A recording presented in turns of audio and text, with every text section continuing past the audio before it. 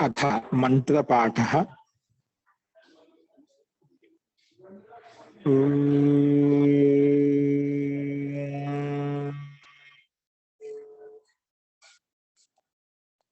सहनाववतु सहनौ भुनक्तु सह वीर्यं करवावहै तेजस्विनावधीतमस्तु मा विद्विषावहै।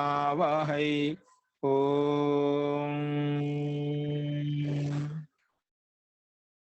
शांति शांति शांति।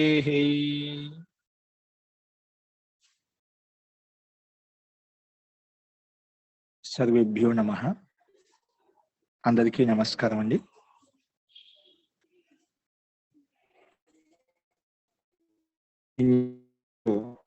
సందేహాలు ఉన్నాయండి?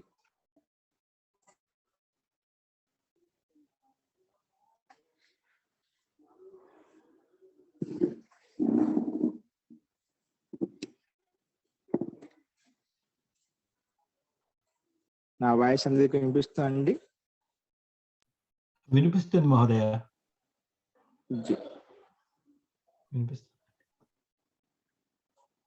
నిన్న ఏదో ప్రశ్న అడుగుతూ ఉన్నారు మధ్యలో.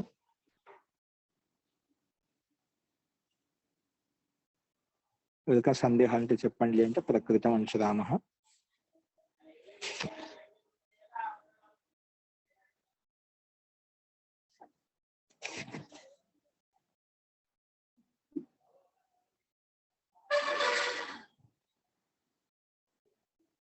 అస్తు ప్రకృతం అంశరామః.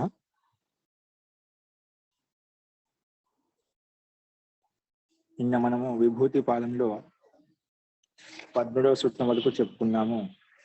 తే వ్యక్త సూక్ష్మాః గుణాత్మానః అని చెప్పి, ఈ గుణాలు అనేటివి సూక్ష్మంగా ఉంటాయి, వ్యక్త స్థితిలో అంటే అభివ్యక్త స్థితిలో ఉంటాయి, ప్రకటావస్థలో ఉంటాయని చెప్పుకున్నాము. కానీ ఈ గుణం యొక్క పరమ రూపం అనేది దృష్టి గోచరం కాదు. కానీ ఏది దృష్టి గోచరం అవుతుందో అదంతా ఒక మాయకి సమానంగా నశ్వరమైంది అని చెప్పి మనం చెప్పుకున్నాము.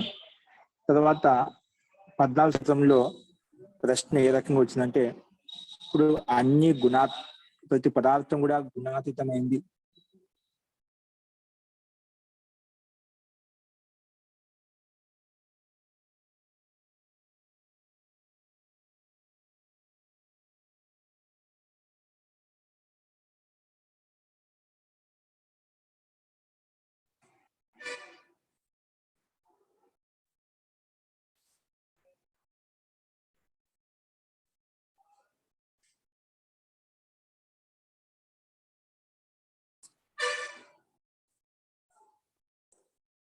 ప్రతి పదార్థం కూడా అన్ని 3 గుణాలతో యుక్తమై ఉన్నాయి కదా. సో 3 గుణాలతో యుక్తమై ఉన్నప్పుడు 3 గుణాలతోనే మనం వ్యవహరించాలి కదా, 3 గుణాలతోనే మనం దాన్ని సంకేతించాలి. కానీ మనం ఒకే గుణంతో, ఒకే పేరుతో, ఒకే నామకరణంతో పిలుస్తున్నాం. అది ఎలా అని చెప్పి ఇక్కడ అవతరణిక ఇచ్చారు. చూడండి, స్లైడ్ మీద చూసుకోండి. యదా 14వ సూత్రానికి అవతరణిక అంటాం. అంటే భూమిక, అంటే ఆ సూత్రానికి ఉత్పత్తి కంటే ముందు స్థితి. అంటే ఈ సూత్రం రావడానికి కారణం ఏంటి? యదాతు సర్వే గుణా, ఎప్పుడైతే అన్ని గుణాలు ప్రతి పదార్థం, ప్రతి వస్తువు అన్ని గుణాత్మకమైంది అన్నప్పుడు యదాతు సర్వే గుణ కథం ఏకః శబ్దః ఏకం ఇంద్రియం ఇది. ఇప్పుడు అన్ని 3 గుణాలతో యుక్తం, 3 గుణాలతో పేరుతో మనం సంకేతించాలి. ఇది శబ్దము, ఇది ఇంద్రియము, ఇది భూతం అని భిన్న భిన్న రకాలుగా ఎందుకు నామకరణం చేస్తున్నాం? దానికి సమాధానంగా ఏం చెప్తుందంటే, పరిణామ ఏకత్వాత్ వస్తుతత్వం. ఏంటండి? పరిణామ ఏకత్వాత్ వస్తుతత్వం అని చెప్పి ఇక్కడ మనకు మహర్షి పత్ని చెప్పారు. పరిణామం అనేది ఒకటి కావడం వలన వస్తుతత్వం కూడా ఒకటిగానే ఉత్పన్నమవుతుంది. పరిణామం అనేది ఒకటి కావడం వలన వస్తుతత్వం కూడా ఒకటిగా ఉంటుంది. అంటే సత్వగుణము, రజోగుణము, తమోగుణము, ఈ 3 గుణాలతో యుక్తమైనటువంటి పదార్థం ఏదైతే ఉందో అది జ్ఞానపూర్వకంగా సంయుక్త రూపంగానే ఉంటుంది. కానీ ఈ 3 గుణాల యొక్క సంఘాత రూపమే ఒక వస్తు రూపంలో మనకు ఉత్పన్నం అవుతుంది చెప్పాం. మూడు గుణాల యొక్క సంఘాత సమూహ రూపమే ఒక వస్తు రూపంగా కనిపిస్తుంది కాబట్టి దాని పరిణామం ఒకటిగా ఉంటుంది కాబట్టి పరిణామ ఏక వస్తుతత్వం అనే వస్తుత్వం కూడా ఒకటిగా ఉంటుంది. అది ఒక్కొక్క విషయ వస్తువుని బట్టి ఇట్లా భిన్న భిన్న నామకరణం ఉంటుంది చెప్పి చూసాం. అది ఏ రకంగా అనేది ఇక్కడ చూద్దాం మనం. చూడండి,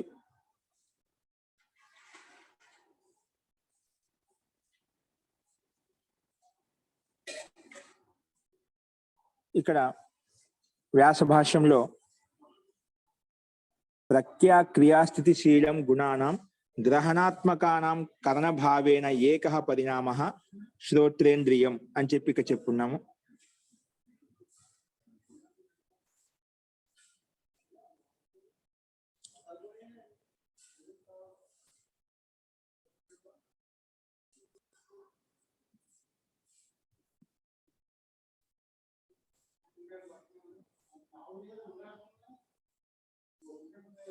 చూడండి, వ్యాస భాషను చూడండి. ఇక్కడ ప్రఖ్యా క్రియాస్థితిశీలానాం గుణానాం గ్రహణాత్మకానాం కరణభావేన ఏకః పరిణామః శ్రోత్రేంద్రియం. శ్రోత్రం ఇంద్రియం అంటే ప్రఖ్య అంటే ఇక్కడ సత్వగుణము, క్రియ అంటే రజోగుణము, స్థితి అంటే తమోగుణం. ఈ విన్ని స్వభావం, సత్వగుణ స్వభావము, రజోగుణ స్వభావము, శీలం అంటే స్వభావం అంట. తమోగుణ స్వభావం కలిగిన గుణాలు ఏవైతే ఉన్నాయో ప్రఖ్య క్రియాస్థితిశీలానాం గుణానాం గ్రహణాత్మకానాం అంటే గ్రహించబడేటువంటి గుణాలు ఏవైతే ఉన్నాయో అంటే ఈ మూడు గుణాల ద్వారా గ్రహణాత్మకానం గుణానం కరణభావం అంటే కరణ రూపంలో సాధన రూపంలో కరణభావం ఏకః పరిణామం. ఆ కరణ సాధన రూపంలో ఒక పరిణామం ఉత్పన్నం అవుతుంది. కరణభావం ఏకః పరిణామః ఒక పరిణామం ఉత్పన్నం అవుతుంది. ఏంటంటే శ్రోత్రేంద్రియం అంటే ఒక శ్రోత్రేంద్రియం అంటే మన చెవులు, అది కూడా ఒక ఇంద్రియం అనమాట.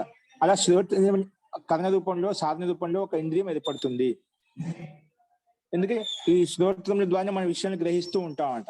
అంటే గ్రహణాత్మకమైనటువంటి ఈ మూడు గుణాల సంఘాతం గ్రహణాత్మకంగా మనకు శ్రోత్రేంద్రియం అనే ఇంద్రియం ఏర్పడింది. అలాగే గ్రాహ్యాత్మకానాం శబ్ద తన్మాత్ర భావేన ఏకః పరిణామః శబ్దః విషయః ఇది. అంటే పైన చెప్పుకున్నాం కదా, ఇప్పుడు అన్ని గుణాలన్నీ మూడు, ఏ పదార్థం ఏ వస్తువున గుణాలతో యుక్తమై ఉంది కాబట్టి మూడు గుణాల యొక్క నామకరణం ఉండాలి. కానీ ఒకే గుణంగా ఎందుకు వ్యవహరిస్తున్నామంటే ఇక్కడ పరిణామ ఏకత్వం వస్తుతత్వం ఒకటిగా ఉంది కాబట్టి అక్కడ ఆ రకంగా మేము చెప్పుకున్నాము. కాబట్టి ఇక్కడ కూడా భిన్న భిన్న విషయాలు ఎలా ఏర్పడుతున్నాయి అనేది ఇక్కడ మనకు ఈ సంకేత రూపంలో ఇక్కడ చూపించారనమాట. అందుకే ఇక్కడ శ్రోత్రేంద్రియం అనేది మనం గ్రహణాత్మకమైన మూడు గుణాలతోనే సంఘాత రూపం ఏదైతే ఉందో దాని ప్రకారంగా శ్రోత్రేంద్రియం ఏర్పడింది. అలాగే శబ్దం ఎలా ఏర్పడిందో దాని విషయం చెప్తున్నాను.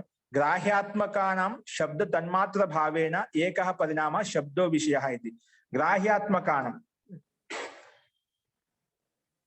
శబ్ద తన్మాత్ర భావేన శబ్ద తన్మాత్ర ఎక్కడ ఉంటుంది?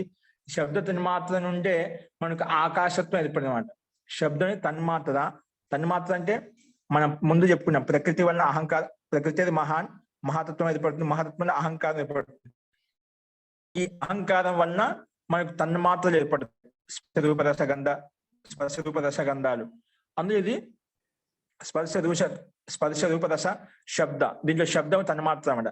ఈ తన్మాత్ర నుంచి ఒక పరిణామం ఏర్పడిందంటే శబ్ద తన్మాత్ర భావం ఏకః పరిణామ శబ్ద విషయ. ఈ తన్మాత్ర నుంచి శబ్ద విషయం ఉత్పన్నమైంది. దానికి ఏంటి ఆ శబ్ద విషయం ఏమి ఉత్పన్నమైందంటే శబ్దాదీనాం మూర్తి సమాన జాతీయానాం ఏకః పరిణామః పృథ్వీ పరమాణు తన్మాత్రావయవ. ఇక శబ్దాది ఆధారం చేసుకొని మూర్తి సమాన జాతీయానాం ఏకః పరిణామం. మూర్తి సమాన అంటే మూర్తి రూపంలో పిండ రూపంలో వస్తు స్వరూపంలో మనకు కనిపించే ఒక జాతి విశేషం ఏదైతే ఉందో మూర్తి సమాన జాతీయానం ఏకః, దానికి ఒక పరిణామం ఏమైపడిందంటే పృథివీయ పరమాణు తన్మాత్రావయవ. ఇది కూడా ఈ శబ్దాది ఏ విధంగా శబ్దానికి ఆకాశం ఏ విధంగా శబ్ద తన్మాత్రానికి అవయవం ఏ విధంగా ఆకాశమో అలాగా ఇక్కడ మూర్తి సమాన జాతీయానం దానికి సమాన జాతీయమైనటువంటి సమాన రూపమైనటువంటి ఒక పరిణామం ఏర్పడింటే పృథివీ పరమాణు. అంటే పృథివీ పరమాణు అది ఉత్పన్నమైంది. అది ఎలా? పృథివీ పరమాణు తన్మాత్ర, ఇది తన్మాత్ర యొక్క అవయవము. ఈ పృథివీ కూడా గంధ తన్మాత్ర యొక్క అవయవము. గంధ తన్మాత్ర నుంచే ఈ పృథ్వీతత్వం ఏర్పడింది. అందుకే పృథ్వీ పరమాణు తన్మాత్రావయవ. తేషాంచ వాటి యొక్క పరిణామం యొక్క పృథ్వీతత్వం నుంచి ఏం ఉత్పన్నమైంది? దానికి ఉదాహరణగా తేషాంచ ఏకః పరిణామః పృథివీ. ఈ తన్మాత్ర నుంచి తేషాంచ ఏకః ఒక పరిణామం ఏర్పడిందంటే తేషాంచ ఏకః పరిణామః పృథివీ. పృథ్వీతత్వం ఏర్పడింది. ఆ పృథ్వీతత్వం నుంచే గౌః, వృక్షః, పర్వతః ఇత్యేవమాది. ఇది ఆవు అని చెప్పి, ఇది వృక్షం అని చెప్పి, ఇది పర్వతం అని చెప్పి, ఇవన్నీ కూడా పృథ్వీ తన్మాత్ర వల్ల ఏర్పడినటువంటి ఇవన్నీ లక్షణాలు అన్నమాట. ఇలాగే భూతాంతరేషు అపి స్నేహ ఔష్ణ్య ప్రణామిత్వ అవకాశ దానాన్ని ఉపాదాయ సామాన్యం ఏక వికారారంభ సమాధేయ.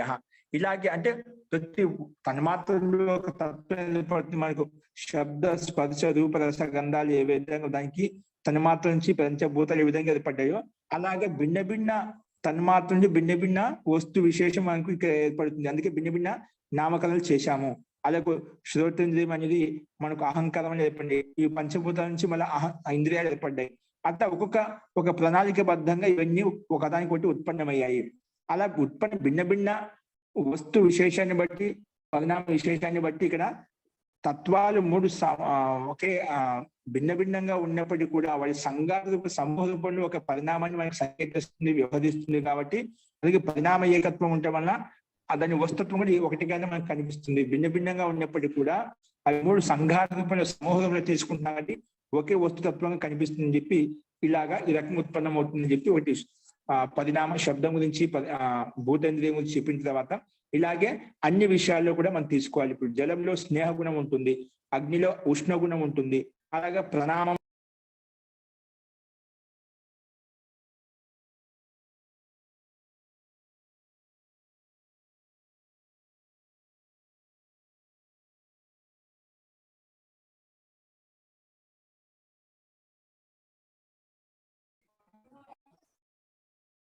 భిన్న భిన్న కూడా మనం ఇదే విధంగా అర్థం చేసుకోవాలని చెప్పి కింద ఇచ్చాడు. భూతాంతరేశ్వపి స్నేహ గుణము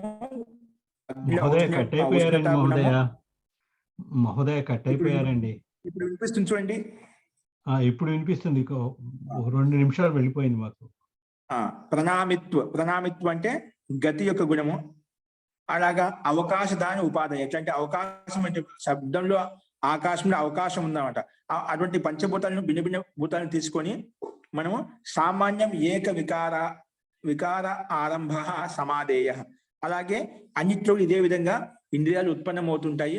ఆ భిన్న భిన్న ప్రయోజనాన్ని బట్టి భిన్న భిన్న రూపంలో మనము ఈ వస్తుతత్వం మనకు ఏర్పడుతుంది అని చెప్పి చూసాం.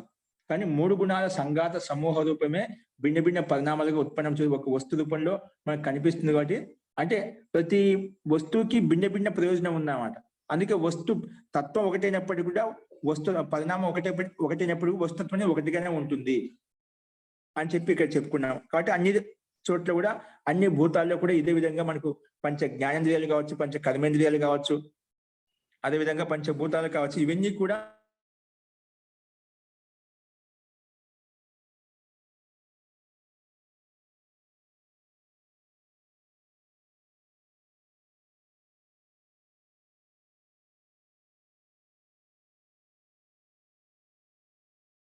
మనసు ఇవన్నీ ఏర్పడ్డాయి అన్నమాట. అట్లా ఒకదానికోటి ఉపాదాన కారణంగా ఉంటుంది. లాస్ట్కి వచ్చి ఉపాదాన మూలతత్వం ప్రధాన ప్రకృతిలో యుక్తమై ఉంటాయట. కానీ వీటన్నిటికీ కూడా కారణము సత్వగుణము, రజోగుణం, తమో ఈ 3 గుణాల యొక్క సంఘాత రూపమే ఈ భిన్న భిన్న రూపాలుగా మహాత్వము, అహంకారం అని చెప్పి, తన్మాత్రలు అని చెప్పి, వాటి యొక్క పంచభూతం అని చెప్పి పరిణామాన్ని ఒక వస్తు స్వరూపంలో మనం చూస్తున్నాము అని ఇక్కడ చెప్పుకున్నాం. అంటే ఇక్కడ ఈ విషయంలో కొన్ని భిన్న భిన్న రకాలుగా వేరే ఆచార్యులు భిన్న భిన్నంగా ఆలోచిస్తున్నారు. ఇక్కడ చూడండి.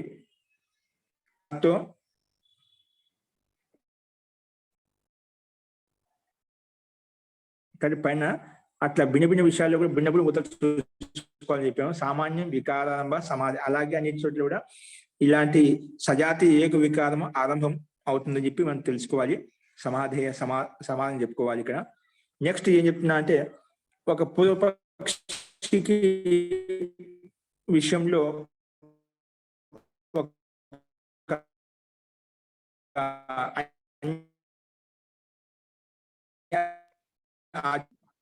सम्यक् नास्ति इति महोदय।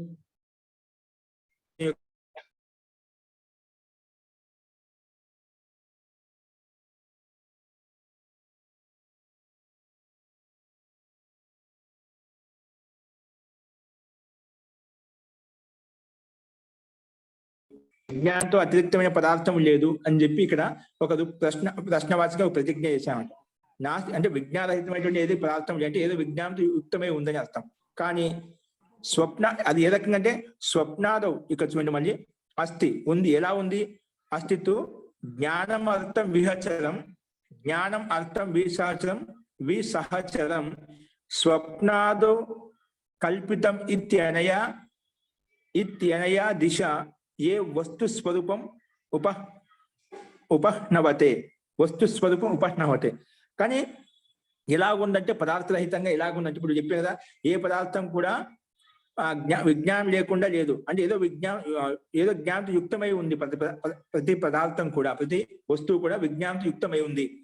అంటే ఏదో జ్ఞానంతో యుక్తమైందని చెప్పుకున్నాం. కానీ అది ఏ రకంగా అంటే స్వప్నాది అంటే మనకు స్వప్న రాత్రి కళలు వచ్చినప్పుడు కల్పిత పదార్థ రహిత జ్ఞానం ఏ విధంగా అయితే ఉంటుందో, ఇప్పుడు మనకు స్వప్నం వచ్చినప్పుడు కళలు వచ్చినప్పుడు అప్పుడేమిటి వస్తు స్వరూపం ఉంటుందా? కానీ దాని జ్ఞానం ఉంటుందన్నమాట. మనం అది ఎక్కడ ఏమేమో కళలు వచ్చాయో మనకు మొత్తం ఆ జ్ఞానం అయితే ఉంటుంది. మనం లేచిన తర్వాత ఆ జ్ఞానం మొత్తం కనిపిస్తుంది, ఆ వస్తు రూపంలో కూడా కనిపిస్తుంది. కానీ అది లేచేసరికి మళ్ళీ జాగ్రత్త అవస్థలోకి వచ్చేసరికి అంత కల్పితంగా ఉంటుంది. అక్కడ ఆ వస్తువు ఉండదు, ఆ జ్ఞానం ఉంటుంది కానీ ఆ వస్తువు ఉండదు, యథార్థంగా ఉండదు అన్నమాట. అది స్మరణలో జ్ఞాన రూపంలో ఉంటుంది కానీ వస్తువు వాస్తవికం కాదు. అలాగే నువ్వు ఏదైతే పదార్థాన్ని ప్రతి పదార్థం కూడా జ్ఞానం లేకుండా ఉండంటున్నావో, లేదంటే ఉంటుంది. ఇక్కడ జ్ఞానం ఉంటుంది. ఏ రకంగా ఇప్పుడు స్వప్నంలో మనకు జ్ఞానం ఏ విధంగా కలిగిందో ఆ జ్ఞానం యథార్థంగా స్మరణలో ఉంది. కానీ అక్కడ వస్తుతత్వం ఉందా? వస్తుతత్వం లేదు. మన జాగ్రత్త అవస్థ లేచేసరికి అక్కడ వస్తువులు ఏం కనిపించవు. మన భిన్న రకాలుగా మనం స్వప్న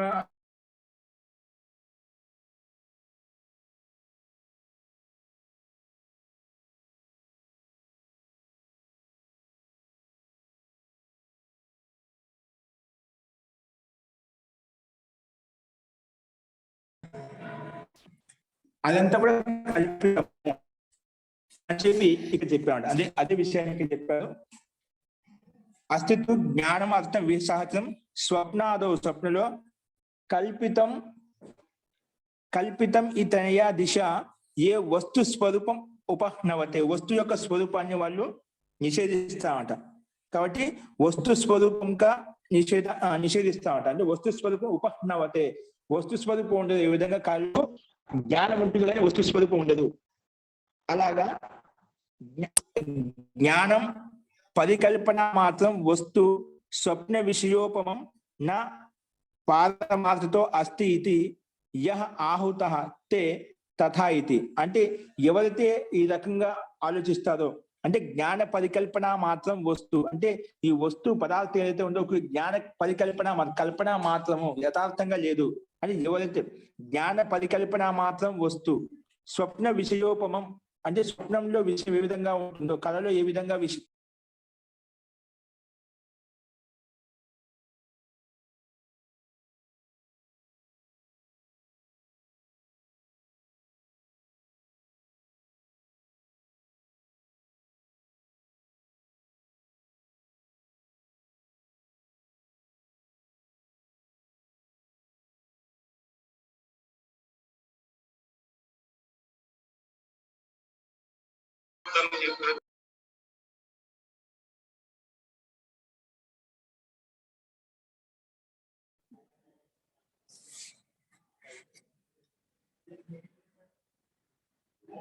అంటే ఇక్కడ పూర్వపక్షి యొక్క విషయాన్ని ఉల్లేఖించి చెప్పాడ. జ్ఞాన పరికల్పన మాత్రం వస్తు స్వప్న విషయోపము నా పారమార్థతో అస్థి ఇది. అంటే పారమార్థికంగా యథార్థంగా వస్తువు లేదు. ఏ విధంగా అంటే కళలో మనకు ఏ విధంగా జ్ఞానం ఉంటుంది అక్కడ వస్తువు ఉండదని చెప్పి ఇక్కడ చెప్పారు. వస్తు ఇది యహ ఆహుత, ఎవరైతే ఇలాగా ఆలోచిస్తున్నారో, ఎవరైతే ఈ రకంగా చెప్తున్నారో, తే తథా ఇది, వాళ్ళు ఈ రకంగా ఉంటుందన్నమాట. ఈ రకంగా చెప్తూ ఉంటారు.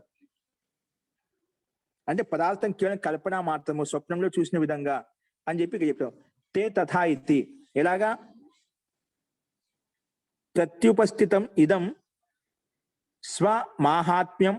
స్వమాహాత్మ్యేన వస్తు కథం అప్రమాణకత్వేన వికల్ప జ్ఞాన బలేన వస్తు స్వరూపం ఉత్సృజ్య తదేవ అపలపంతః శ్రద్ధేయ వచనాః స్యుః. ముందు కొంతమంది ప్రశ్న ఏ రకంగా ఇచ్చాడు పూర్వపక్షి, ప్రతి వస్తువు కూడా ప్రతి పదార్థం కూడా జ్ఞానరహితంగా లేదు. ఏ రకంగా అంటే దానికి అస్థి అని చెప్పి ఒకట జ్ఞానమార్థం విసహచరం స్వప్నాదో కల్పితం ఇత్యనేయ దిశ ఏ వస్తు స్వరూపం ఉపహన్నవతే. ఎవరైతే ఇది స్వప్నంలో ఏ విధంగా ఉంటుందో అదంతా యథార్థంగా ఉండదు అని చెప్పిన తర్వాత దాన్నే ఈ రకం చెప్పాడు హేతు రూపంలో. జ్ఞాన పరికల్పన మాత్రం వస్తుని జ్ఞానంతో కల్పన మాత్రం ఊహ మాత్రం ఉంటుంది. ఏ రకంగా అంటే స్వప్న విషయోపమం, స్వప్నంలో ఏ విధంగా ఉంటుందో కళలో ఏ విధంగా ఉంటుందో ఆ రకంగా ఉంటుంది. కాబట్టి నా పరమార్థతో అస్తి, ఇది పారమార్థికంగా లేదు. ఇది ఏ ఆహుత తే తథా ఇది, వారు ఈ రకంగా ఉంటారని చెప్పి ఇక్కడ చెప్పేవాడు. అటువంటి వాళ్ళు అంటే వస్తు యొక్క స్వరూపాన్ని యథార్థంగా స్వీకరించరు. పూర్వపక్షి ప్రశ్న ఏంటంటే ఇక్కడ వస్తు స్వరూపాన్ని యథార్థంగా ఉందని స్వీకరించదు, ఒక మాయ, ఒక కల్పన, ఒక ఊహ మాత్రము ఉందని చెప్పి ఇక్కడ దీని యొక్క తాత్పర్యం. అది ఎవరైతే ఆలోచిస్తారో వాళ్ళు ఈ రకంగా ఉంటారు. కాబట్టి ప్రతి ఉపస్థితం ఇదం స్వమాహాత్మ్యేన వస్తు కథం అప్రమాణకత్వేన వికల్ప జ్ఞాన బలేన వస్తు స్వరూపం ఉత్సృజ్య తదేవ అపలపంతః శ్రద్ధేయ వచనాసు. అటువంటి వాళ్ళు ప్రత్యుపస్థితం ఇదం స్వమాహాత్మ్యేన వస్తు, ప్రత్యక్షంగా మనకు ఉపస్థితమైనటువంటి వస్తువుని చూసి కూడా, అంటే అది స్వప్న ఉదాహరణ, అది యథార్థం కాదు, అన్ని స్వప్నంలో ఉండవు కదా, కాబట్టి అన్ని యథార్థంగా ఉండవు కదా. కాబట్టి ప్రతి ఉపస్థితం ఇదం తన మాహాత్మ్యంతో, తన అస్తిత్వం చేత సత్తా రూపంలో విద్యమానంగా మనకు ఉంది. స్వమాహాత్మ్యైన వస్తు కథం అప్రమాణకత్వని, అది అప్రమాణంగా యథార్థంగా ఉన్న వస్తువు యథార్థ చూస్తున్నాము, దాన్ని అప్రమాణకంగా లేదని చెప్పి వికల్ప జ్ఞాన బలేన, అంటే వికల్పయుక్తమైనటువంటి జ్ఞాన బలంతో ఎవరైతే పూర్వపక్షి చెప్తున్నారో వికల్ప జ్ఞాన బలేన వస్తు స్వరూపం ఉసృజ్య, ఏదో వస్తు యథార్థంగా కనిపిస్తుంది దాన్ని వదిలిపెట్టి దాన్ని త్యజించేసి వస్తు స్వరూపం ఉత్సృజ్య తదేవ అపలపంత, అంటే వస్తువు లేదు, వస్తువు యొక్క స్వరూపం లేదు, కేవలం జ్ఞానం మాత్రమే, కల్పన మాత్రమే అని చెప్పి ఎవరైతే చెప్తున్నారో అటువంటి వ్యక్తుల యొక్క వికల్ప జ్ఞానంతో యథార్థమైన పారమార్థిక జ్ఞానం లేకుండా వికల్ప జ్ఞానంతో యుక్తమైనటువంటి వచనాన్ని శ్రద్ధేయ వచన అవి ఎలా మనకు స్వీకరించబడినటువంటి వచనాలు అంటే వాళ్ళ మాటలు ఎలా స్వీకరించదగినవి, ఎలా నమ్మాలి, వాళ్ళ యొక్క మాటలు ఎలా శ్రద్ధాపూర్వకంగా మనం స్వీకరించాలి. అందుకే కథం శ్రద్ధేయ వచనాః స్యుః అంటే అవి విశ్వసనీయమైనటువంటి కాదు. ఆ వస్తువు అనేది అసత్ అనేది, అంటే వస్తు యథార్థంగా లేదు, అసత్ వస్తువు అని అసత్ వస్తువు అంటే వస్తు యథార్థంగా లేదని సిద్ధించడానికి వాదించేటువంటి వ్యక్తుల యొక్క వచనాన్ని ఆదేశం ఎలా స్వీకరించమంటాం, అవి ఎలా శ్రద్ధకి యోగ్యమైనటువంటి వచనాలని చెప్పగలుగుతాం. కాబట్టి అశ్రద్ధేయ వచనాః, ఇవి శ్రద్ధాయుక్తమైన వచనాలు కాదు, అశ్రద్ధేయ వచనాః అని చెప్పి. అందుకే శ్రద్ధేయ వచనాః స్యు కథం అంటే వ్యర్థంగా అపలపంత, వ్యర్థంగా అపలాపం చేస్తూ ఇది వస్తు స్వరూపం లేదు, అసత్ వస్తు స్వరూపం లేదు అని చెప్పే వాళ్ళు అశ్రద్ధేయ వచన, శ్రద్ధకి వచ్చిన శ్రద్ధాయుక్తమైన వచనాలు కాదు, అశ్రద్ధాయుక్తమైన వచనాలని చెప్పి వాటిని స్వీకరించాలి అని చెప్పి ఇక్కడ చెప్పారు. ఎందుకంటే పరిణామ ఏకత్వ వస్తుతత్వం, పరిణామం భిన్న భిన్నంగా ఉన్నప్పటికీ కూడా పరిణామం ఒకటిగా కావడం వల్ల వస్తుతత్వం కూడా ఒకటిగానే ఉంటుంది. అది లౌకిక వ్యవహారాన్ని బట్టి భిన్న భిన్న మనం చెప్పుకున్నాం. ఇంద్రియం అని చెప్పిది, శ్రోత్రేంద్రియం అని చెప్పి అట్లా భూతం అని చెప్పిది, పృథివీ అని చెప్పిది, వాయువు అని చెప్పిది, ఆకాశం అని చెప్పి భిన్న భిన్నంగా మనం వస్తు విశేషాన్ని బట్టి, పదార్థ విశేషాన్ని బట్టి మరి భిన్న భిన్న రకాలుగా మనం ఉపయుక్తం చేసుకుంటూ ఉంటాము. కాబట్టి ఎవరైతే ఈ రకంగా దీన్ని కల్పన మాత్రం వస్తువు యథార్థంగా లేదు, అసత్ వస్తువు అని చెప్తున్నారో అది అశ్రద్ధేయ వచనములు, శ్రద్ధకి యోగ్యమైన వచనములు కాదు అని చెప్పి ఇక్కడ అటువంటి అపలాపం చేసేవాళ్ళు, వ్యర్థమైన చేసే పూర్వపక్ష చెప్తున్నారు అవి అపలాపాలు, అంటే యథార్థమైన వచనాలు కాదు. కాబట్టి తదేవ అపలపంత శ్రద్ధేయ వచన కథం స్యుః, అవి ఎలాగా వికల్ప జ్ఞానంతో యుక్తమై వస్తు స్వరూపం వదిలిపెట్టి ఎవరైతే అపలాపం చేస్తున్నారో శ్రద్ధేయ వచనాః స్యుః కథం, అవి అప్రమాణికం అని చెప్పి మనము ప్రామాణికం కాదని చెప్పి నిషేధించాలి. అంటే యథార్థంగా వస్తు యొక్క స్వరూపాన్ని మనం స్వీకరించాలి. కాబట్టి అదే విషయాన్ని చెప్పాడు. కథం అప్రమాణకత్వేన వికల్ప జ్ఞాన బలిన, అప్రమాణికంగా మాట్లాడుతూ యథార్థంగా చెప్పకుండా ఆ వికల్ప జ్ఞానంతో యథార్థంగా వికల్పం ఏదో ఇలా కాదు అలా కాదు అన్నట్టుగా ద్వంద్వయుక్తమైనటువంటి జ్ఞానంతో వస్తు స్వరూపాన్ని వదిలిపెట్టేసి ఏవైతే అపలాపం చేస్తున్నారో అటువంటి వచనాలు శ్రద్ధేయ వచనాలు కాదు, అశ్రద్ధేయ వచనా అని చెప్పి మనం అర్థం చేసుకోవాలి. ఈ రకంగా పరిణామ ఏకత్వ వస్తుతత్వం అని చెప్పి చెప్పుకున్నాము. కాబట్టి ఈ మూడు గుణాల యొక్క సంఘాత రూపం సమూహ రూపం అవుతుందో అది ఒక వస్తువుగా మారిపోతుంది. వాటి యొక్క పరిణామాలు భిన్న భిన్న రూపాలుగా మనము తన్మాత్రలుగా, పంచభూతాలుగా, పంచ జ్ఞానేంద్రియాలు, పంచ కర్మేంద్రియాలుగా పరిణామాన్ని బట్టి అక్కడ వస్తుత్వం ఒకటిగా చెప్పుకుంటాము. ఉంది దాంట్లో దాన్ని వేరు చేయడం అన్నమాట. ఆ వస్తుతత్వాన్ని ఈ గుణం వేరు ఈ గుణం వేరు చేయడం అత్యంత సామీప్యంగా ఉంటాయి, అత్యంత దగ్గరగా ఉంటాయి మూడు గుణాలు కూడా. మూడు గుణాలు సంఘాతం కలిసిమెలిసి ఒక వస్తు స్వరూపంగా తీసుకుంటామట, భిన్న భిన్నంగా తీసుకోం.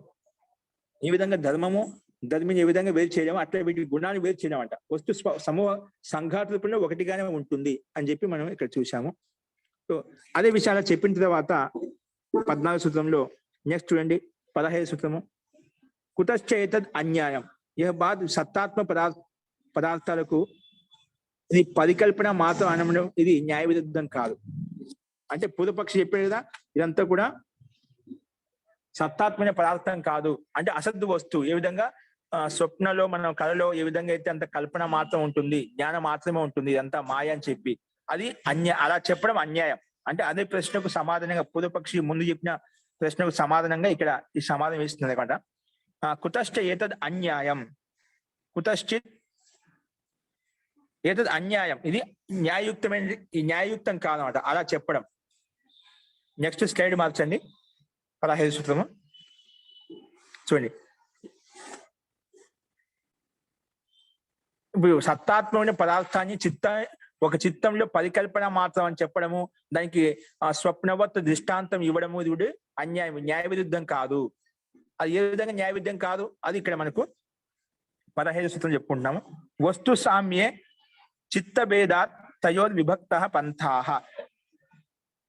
వస్తు సామ్య నువ్వు చెప్పేదా పరిణామ ఏకత్వ వస్తుతత్వం అని చెప్పి పరిణామం భిన్న భిన్న కాలం వస్తుతత్వం ఒకటిగా ఉందని చెప్పి అదే విషయం చెప్పినావు. వస్తు సామ్య వస్తువు ఒకటిగా ఉన్నప్పుడు కూడా చిత్త భేదాత్ తయోర్ విభక్త, చిత్తం భిన్న భిన్నంగా ఉండటం వలన తయోర్ విభక్త పంథాః, ఆ రెండిటికి విభక్తమైన విభాగమైన మార్గాలు అని చెప్పి చెప్పాడు. జ్ఞానము భిన్న భిన్నంగా ఉన్నప్పటికీ కూడా వాటి మధ్య వస్తువు అది జ్ఞానం యొక్క భిన్న భిన్న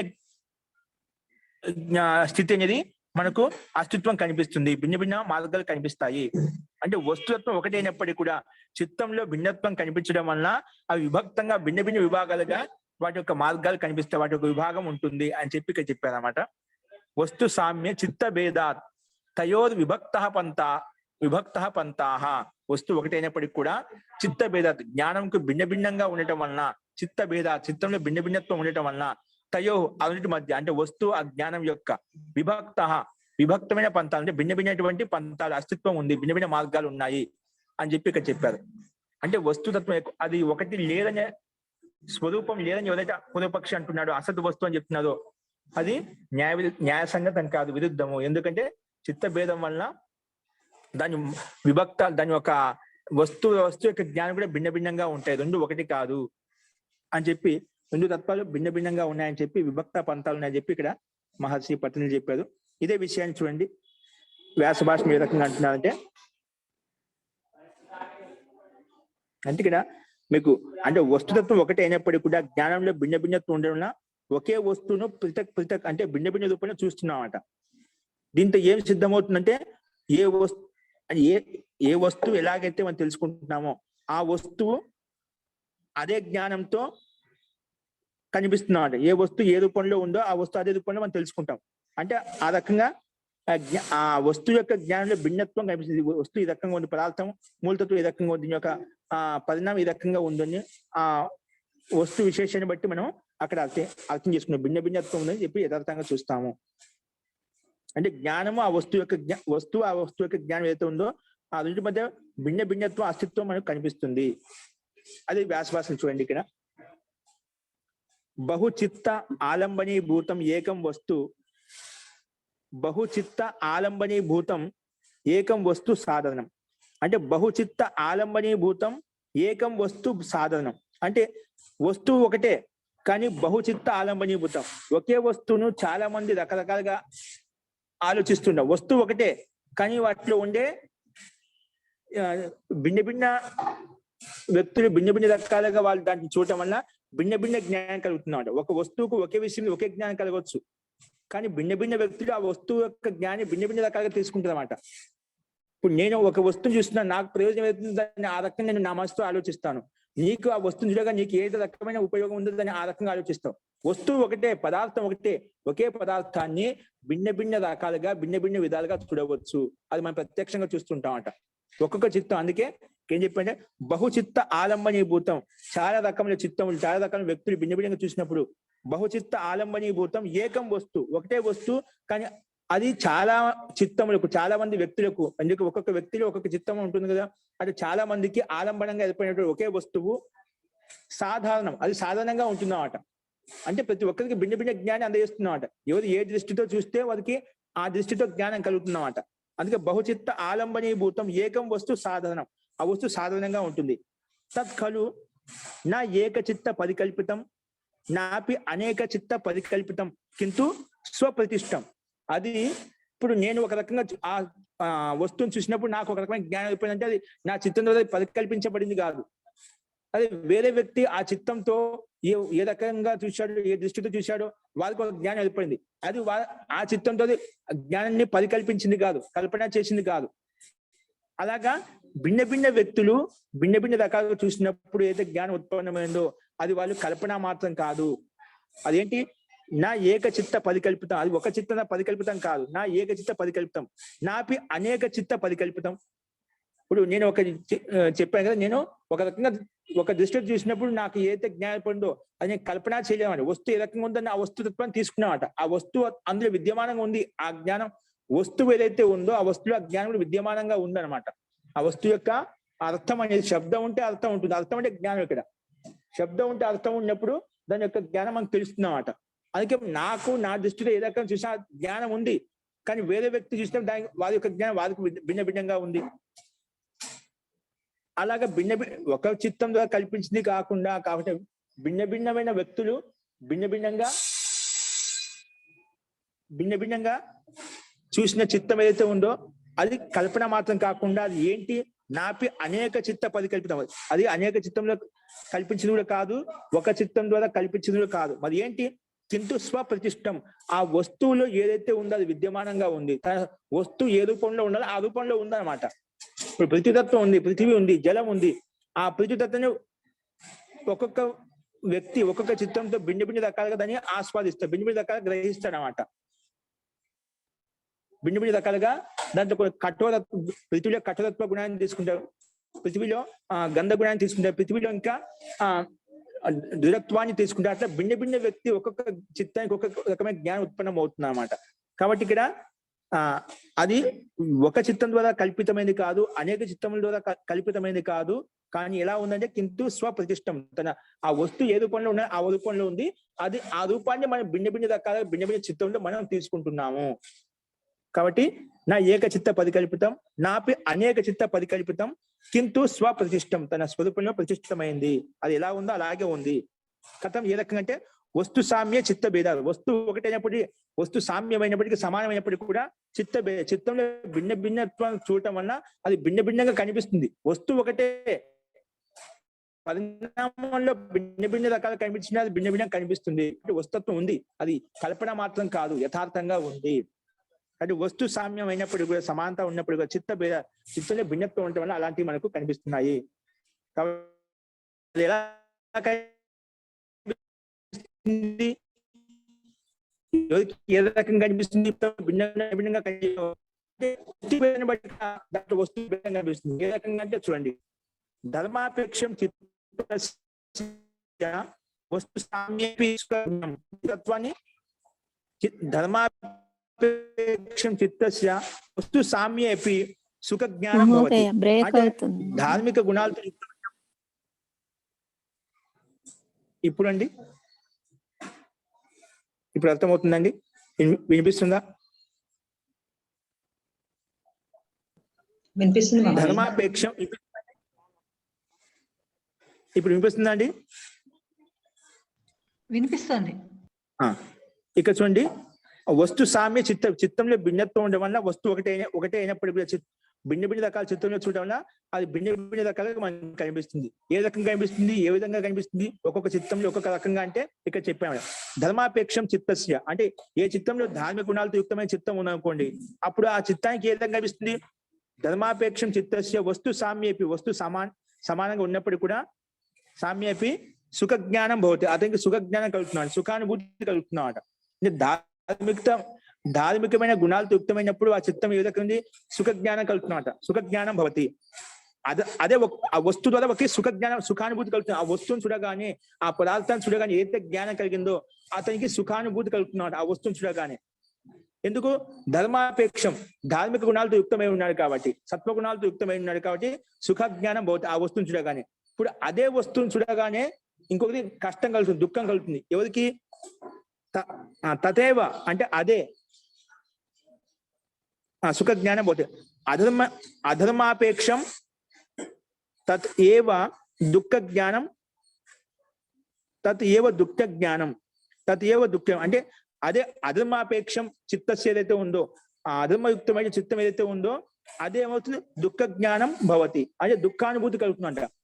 ఏ వస్తువుని చూడగానే ఏ వ్యక్తికి అయితే సుఖానుభూతి కలిగిందో అదే వస్తువు ఇంకొక వ్యక్తి చూడగానే దానికి దుఃఖం కలుగుతున్నమాట. అది మన లోకల్ చూస్తున్నామా? ఆటోమేటిక్ జరుగుతూ ఉంటున్నమాట. ఒకే వస్తువు ఒకరికి సుఖాన్ని ఇస్తుంది, ఒకే వస్తువు దానికి ఒక దుఃఖాన్ని ఇస్తుంది, ఒకే వస్తువు దానిలో వైరాగ్యాన్ని కూడా ఇస్తున్నమాట. అదే భిన్న భిన్నంగా ఉంటుంది. ధార్మిక యుక్తంగా ఉండి చిత్తం ఏ రకంగా ఆలోచిస్తున్నప్పుడు సుఖానుభూతి కలుగుతుంది. అదే వస్తువు అధర్మయుక్తమైనప్పుడు అది నీకు దుఃఖాన్ని కూడా ఇస్తుంది. అందుకే అధర్మాపేక్షం తద్ ఏవ దుఃఖ జ్ఞానం, దుఃఖం కలుగుతుందంట. అదే వస్తుంది దుఃఖం కలుగుతుంది, దుఃఖానుభూతి కలుగుతుంది. అవిద్యాపేక్షం ఒకవేళ అవిద్యతో యుక్తమైన అనుకోండి, అవిద్యాపేక్షం నీలో జ్ఞానం లేదు, ఆలోచించే శక్తి సామర్థ్యం లేదు. అవిద్యాపేక్షం తత్ ఏవ అంటే ఆ వస్తువే, తత్ ఏవ అంటే ఆ వస్తువు ఏదైతే ఉందో ఒకే వస్తువు. తత్ ఏవ మూఢత్వాన్ని ఇస్తున్నమాట, అంధకారం తెలియజేస్తున్నమాట. ఆ వస్తువును సుఖానుభూతి లేదు, దుఃఖానుభూతి, మూఢత్వంలో అలాగే ఉన్నామంట. వస్తువును ఉపయోగించుకోలేకుండా దాన్ని తొలగించుకోలేకుండా అనమాట. అంటే మూఢ జ్ఞానం ఉంటుంది, ఆ వస్తువు యొక్క ప్రయోజనం మీకు తెలియటం లేదు. అంటే అవిద్య అంధకారంలో ఉన్నాం అనమాట. అంటే అవిద్యాపేక్షం తదేవ మూఢ జ్ఞానం కలిగిస్తుంది, అంటే మూర్ఖత్వాన్ని కలిగిస్తుంది ఆ వస్తువు పట్ల. అంటే మూర్ఖ జ్ఞానం మనకు తెలియజేస్తున్నమాట. తర్వాత సమ్యక్ దర్శనాపేక్షం లేని ఒక వ్యక్తి యోగ సాధకుడు, బుద్ధిమంతుడు, జ్ఞానవంతుడు ఉన్నానుకోండి, సమ్యక్ దర్శనాపేక్షం తత్ ఏవ మాధ్యస్థానం ఇది. సమ్యక్ దర్శనాపేక్షం తత్ ఏవ మాధ్యస్థ జ్ఞానం ఇది. అదే వస్తువు కూడా కానీ కొంతమంది వైరాగ్యం కలుగుతుంది. మాధ్యస్థం అంటే తటస్థ స్థితి కలుగుతుంది. దాని వల్ల ప్రీతి ఉండే, దాని వల్ల అభిమానం ఉండే, దాని వల్ల వికర్షణ ద్వేష రాగం కూడా ఉండదు అనమాట. రాగద్వేషాలు కూడా ఉండవు. అంటే దాని పట్ల ఆసక్తి ఉంటే దాని పట్ల విరక్తి ఉంటుంది అంట. అంటే వైరాగ్యం కలుగుతున్నమాట. ఎప్పుడు? సమ్యక్ దర్శనాపేక్షం యథార్థంగా తెలుసుకున్నప్పుడు, ఆ వస్తువు యొక్క స్థితి గతిని యథార్థంగా తెలుసుకున్నప్పుడు ఏమవుతుంది? సమ్యక్ దర్శనాపేక్షం చిత్తస్ అన్నిటికీ అన్వయం చేసుకుంటాం ఇక్కడ. దర్శనాపేక్షం చిత్తం తత్ ఏవ మాధ్యస్థ జ్ఞానం ఇది. మాధ్యస్థమైన జ్ఞానం అంటే తటస్థమైన జ్ఞానం ఇస్తుంది, అంటే వైరాగ్యాన్ని ఇస్తుంది. అదే వస్తువు కొందరికి వైరాగ్యాన్ని ఇస్తుంది, అదే వస్తువు కొందరికి దుఃఖాన్ని ఇస్తుంది, అదే వస్తువు కొందరికి సుఖాన్ని ఇస్తుంది, అదే వస్తువు కొందరికి ఉపేక్ష భావాన్ని ఉపేక్షణ ఇస్తుంది. అంటే అది మూఢత్వాన్ని అంధకారాన్ని కలిగేస్తుంది. కాబట్టి ఇవన్నీ కూడా వస్తువు ఒకటే అయినప్పటికీ చిత్తంలో భిన్న భిన్నంగా చూడటం వల్ల, చిత్త భేదం వల్ల అలా కనిపిస్తుంది. అందుకే చిత్త భేదాత్ అని చెప్పామట. వస్తు సామ్యం అయినప్పుడు, ఒకటే అయినప్పుడు కూడా చిత్త భేదాత్ ఇవన్నీ ధర్మానుకూలమైన చిత్తంతో చూసినప్పుడు సుఖాన్ని కలిగిస్తుంది, అధర్మానుకూలంగా చూసినప్పుడు దుఃఖానుభూతిని కలిగిస్తుంది. అదే యథాత్మ జ్ఞానంతో కలిగినప్పుడు వైరాగ్యాన్ని కలిగిస్తుంది. ఇది అవిద్య అంధకారం యుక్తమైనప్పుడు మనకి ఎటువంటి జ్ఞానం కలిగి మూర్ఖత్వాన్ని కలిగేస్తుంది. అలాగా భిన్న భిన్న స్థితులు, ఆ భిన్న భిన్న రకాలుగా చిత్తము ఆలోచించడం వల్ల ఆ రకంగా యథా దృష్టి తథా సృష్టి అన్నట్టుగా నువ్వు ఏ రకమైన చిత్తంతో ఆలోచిస్తున్నావో ఆ రకమైన జ్ఞానాన్ని నీకు తెలియజేస్తుంది అని చెప్పి మనం ప్రత్యక్షంగా చూసాం. అదే విషయం మళ్ళీ ఇంకో రకం చెప్పారు చూడండి. కస్య తచ్చిత్తేన పరికల్పితం. కస్య తచ్చిత్తేన పరికల్పితం. ఏదైనా చిత్తంతో పరికల్పించామా? ఆ వస్తువు ఎలాగ ఉందో అలాగే ఉంది. మన దృష్టిలో, మన చిత్తంలో భేదం ఉందన్నమాట. మన జ్ఞానంలో విభిన్నత్వం ఉంది. అందుకే కస్య తచ్చిత్తేన పరికల్పితం. ఏ చిత్తంతో పరికల్పించబడింది అంటే నాచ అన్య చిత్త పరికల్పితేన అర్థో నా అన్యస్య చిత్తో ఉపరాగో యుక్త. అంటే నచ అన్య చిత్త పరికల్పితేన అర్థే నా అన్యస్య చిత్తోపరాగో యుక్త. అంటే ఒక చిత్తము ఒకటి మానలో ఒక వస్తువులో ఒకే జ్ఞానం ఉందనుకోండి, ఒక వస్తువులో ఒకే జ్ఞానం ఉందనుకోండి, అప్పుడు ఒక చిత్తం ద్వారా ఆ జ్ఞానాన్ని మనం యుక్తం చేసినప్పుడు, ఒక చిత్తం ద్వారా మనం పరికల్పించే ఈ వస్తువుకి జ్ఞానం అని చెప్పి పరికల్పించామన్నమాట. అలా పరికల్పించిన ఏమవుతుంది, మళ్ళీ వేరే వ్యక్తి వచ్చి వేరే చిత్తంతో దాన్ని మళ్ళీ చూసినప్పుడు ఏమవుతుంది, అన్య చిత్త పరికల్పితన అర్థేన అన్యస్య చిత్త ఉపరాగ. అదే చిత్తం అనేది ఇప్పుడు ఒక విషయంలో యుక్తం చేసిన ఒక జ్ఞానం కలిగింది, మళ్ళీ అదే చిత్తాన్ని వేరే విషయంలో వేరే చిత్తంలో వేరే వస్తువులో మనం యుక్తం చేసినప్పుడు ఆ పూర్వంలో చూసినటువంటి జ్ఞానం ఏమవుతుంది, ఒక వస్తువులో ఒక చిత్తం ద్వారా చూసి ఆ వస్తువు యొక్క జ్ఞానం తెలుసుకున్నాము. ఇప్పుడు అదే మళ్ళీ తర్వాత అదే చిత్తాన్ని వేరే వస్తువులో మనం యుక్తం చేసినప్పుడు అది చెప్పామట, అన్యస్య చిత్త ఉపరాగో యుక్త. అది యుక్తం కాదన్నమాట. అంటే అప్పుడు ఆ వస్తువు యొక్క జ్ఞానం అవుతుందా, నష్టం అవుతుందా? ముందు చూసిన వస్తువు యొక్క జ్ఞానం అయితే ఉందో మళ్ళీ వేరే వస్తువు జ్ఞానంలో మనం యుక్తం చేసినప్పుడు, మన అన్య చిత్తం ద్వారా వేరే వస్తువుని యుక్తం చేసినప్పుడు ఆ పూర్వంలో చూసిన జ్ఞానం ఏమైనా నష్టం అవుతుందా? కాబట్టి అది యుక్తి సంగతం కాదు. అందుకే నచ అన్య చిత్త కల్పితేన అర్థేన అన్యస్య చిత్త ఉపరాగ యుక్త. అంటే ఒక చిత్తం ద్వారా పరికల్పన చేసిన జ్ఞానం అవుతుందా, అన్య చిత్తం ద్వారా మళ్ళీ పరికల్పన చేసినప్పుడు అది యుక్త సంగతం కాదు, యుక్తియుక్తం కాదు అని చెప్పి ఇక్కడ ఈ రకం చెప్పాడు. కాబట్టి తస్మాత్ వస్తు జ్ఞానయోరు గ్రాహ్య గ్రహణ భేద భిన్నయోరు విభక్త పంతా. అందుకే ఆ వస్తు యొక్క జ్ఞానం, గ్రహణము గ్రాహ్యం అంట.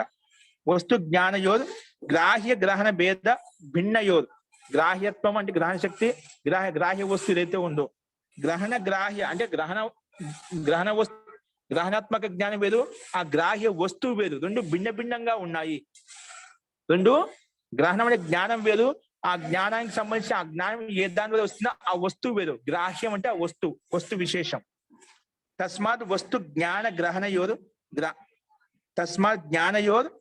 గ్రాహ్య గ్రహణ భేద భిన్నయోర్ విభక్త పంతా. అందుకే భిన్న భిన్న పంతాలు, భిన్న భిన్న వస్తువులు ఉన్నాయి, భిన్న భిన్న మార్గాలు ఉన్నాయి అని చెప్పి ఇక్కడ చెప్పారు. అంటే రెండు తత్వాలు వేరు, ఆ వస్తువు వేరు, వస్తువు యొక్క జ్ఞానం వేరు, శబ్దం వేరు, శబ్దం యొక్క అర్థం వేరు. అట్లాగా భిన్న భిన్నంగా చూడాలి మనము అని చెప్పి ఆ వస్తువు యొక్క స్వరూపం ఉందని చెప్పి ఇక్కడ సిద్ధాంతి తన పూర్వపక్షి ఇచ్చిన వస్తువు వచనాన్ని ప్రతిజ్ఞను ఇక్కడ ఖండిస్తున్నాడు అన్నమాట.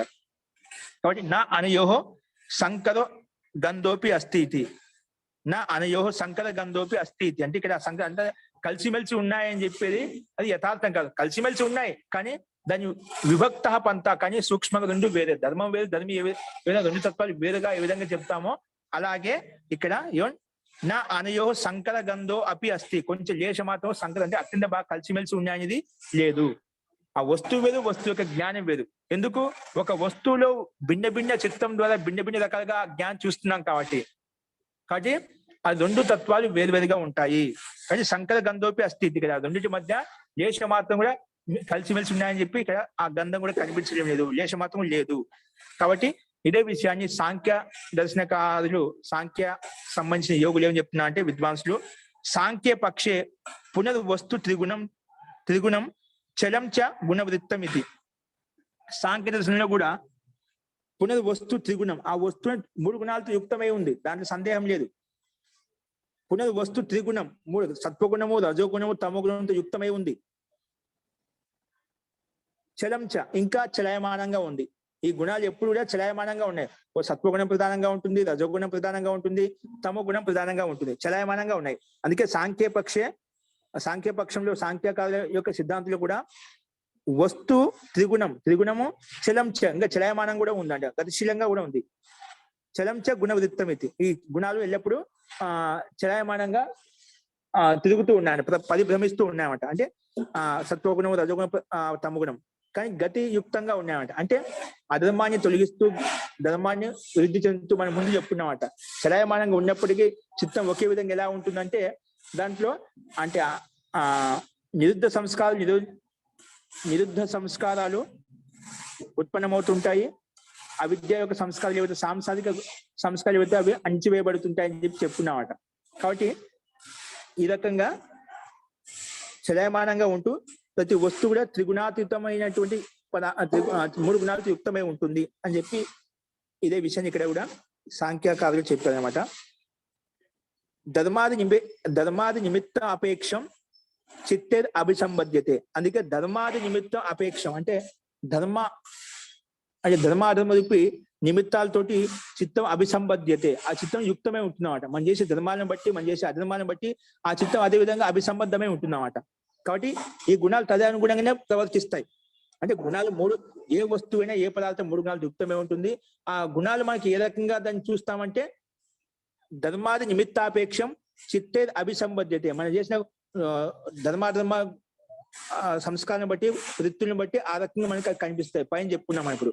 ధర్మాపేక్ష చిత్తస్య వస్తు సామ్యం ఒకటైనప్పటికీ కూడా సుఖ జ్ఞానం కలిగిస్తుంది, సుఖాన్ని ఇస్తుంది, కొందరికి దుఃఖాన్ని ఇస్తుంది, కొందరికి వైరాగ్యాన్ని ఇచ్చేసిందన్నమాట. ఆ రకంగా ధర్మాది నిమిత్తాపేక్షం, ఇది ధర్మాంతో యుక్తమైనటువంటి ధర్మాన్ని యుక్తంతో ఉంటుంది, ధర్మ నిమిత్తమై ఉంటుందన్నమాట.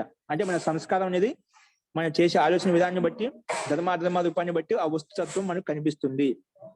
కాబట్టి ధర్మాది నిమిత్తాపేక్షం చిత్త అభిసంబద్యతే, అది అభిసంబద్ధం అవుతుంది.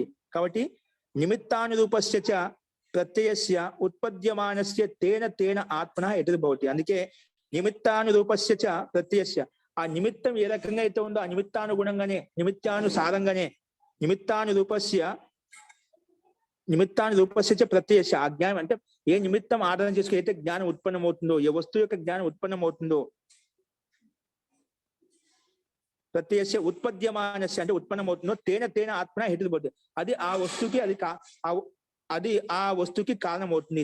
తేన ఆత్మన స్వరూపానికి కారణమవుతుంది. హేతుర్భవతి, తేన ఆత్మ హేతుర్భవతి అని చెప్పి ఇక్కడ మహర్షి వ్యాస కూడా ఇదే విధంగా చెప్పామట. అంటే గుణాలు 3, ప్రతి వస్తువు కూడా 3 గుణాలు యుక్తమై ఉంటుంది. కానీ ధర్మాది నిమిత్తానుసారంగా అది ఆ వస్తు రూపంలో మనకు కనిపిస్తూ ఉంటుంది. అది దుఃఖానుభూతి కావచ్చు, సుఖానుభూతి కావచ్చు, వైరాగ్యానుభూతి కావచ్చు, లేదా మూఢ స్థితి, అవిద్య అంధకార స్థితి కావచ్చు, ఏదైనా కావచ్చు. అది ధర్మాది నిమిత్తం ఆపేక్షము, ధర్మాది నిమిత్తాన్ని అపేక్షంగా పెట్టుకుంటుంది. ధర్మాది అపేక్షం లేకుండా ఇది ఉండదన్నమాట. కాబట్టి చిత్తం అనేది ఎప్పుడు ఏ ధర్మంతో యుక్తమై ఉంటుందో ఆ ధర్మంతో అభిసంబద్ధమై ఉంటుంది. అదే రకంగా చిత్తం ఆ వస్తువు యొక్క విషయాన్ని గ్రహిస్తూ ఉంటుంది, ఆ పదార్థాన్ని గ్రహిస్తూ ఉంటుంది. అందుకే నిమిత్తానురూపస్య చ ప్రత్యయస్య, నిమిత్తానుసారంగా అయితే జ్ఞానం ఉత్పన్నమవుతుందో ప్రత్యయస్య ఉత్పద్యమానస్య, ఏ విధంగా ఉత్పన్నమవుతుందో తేన ఆత్మ హేతుర్భవతి, అది ఆ రూపంలో అది వ్యక్తమవుతుంది, అభివ్యక్తమవుతుంది. ఆ వస్తువు యొక్క స్వరూపం, ఆ వస్తువు యొక్క జ్ఞానం మనకు కనిపిస్తుంది అని చెప్పి, అది దానికి కారణం అని చెప్పి మనం ఇక్కడ చెప్పుకున్నాం. ఈ రకంగా వస్తు సామ్యే చిత్త భేద, వస్తు సామ్యం అయినప్పటికీ కూడా ఒకే విధంగా ఉన్నప్పటికీ చిత్తంలో భిన్నత్వం ఉండటం వలన విభక్త పంతః, రెండు కూడా ఆ వస్తు జ్ఞానాన్ని భిన్నంగా ఉంటాయని చెప్పి మనం చెప్పుకున్నామండి. ఈ రకంగా 15 సూత్రాలు మనం చూసాము. ఇప్పుడు ఇందులో చెప్పిన దాంట్లో సందేహం చెప్పండి.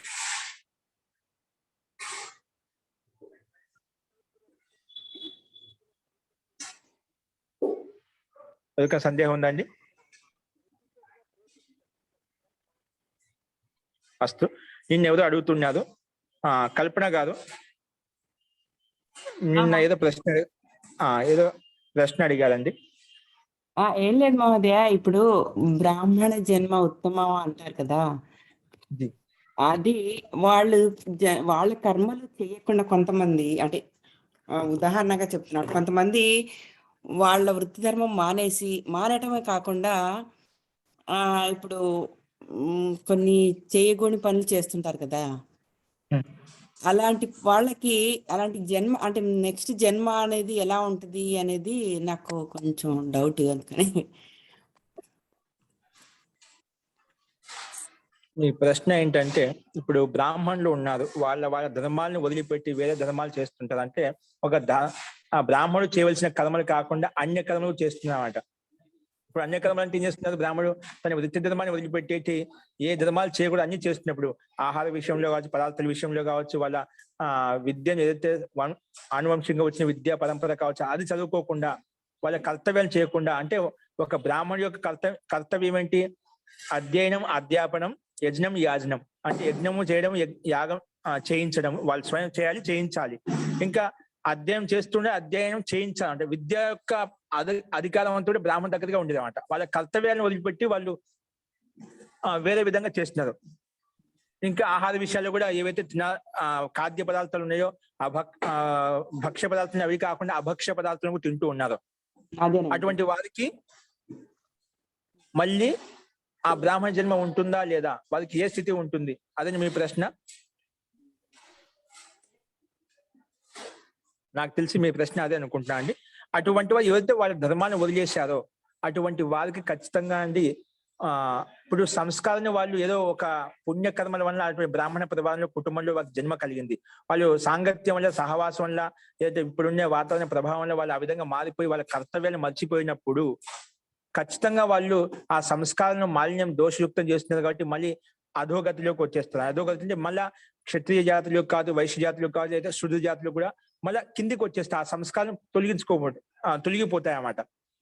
ఆ ఉత్తమ సంస్కారాలు ఏవైతే ఉన్నాయో తొలగిపోవడం వల్ల ఇంకా ఏమైనా అధర్మాలు పాపాలు ఎక్కువ చేశామంటే ఇంకా వేరే జన్మలోకి కూడా పశు పక్షుల జన్మలోకి కూడా వెళ్ళిపోతారంట.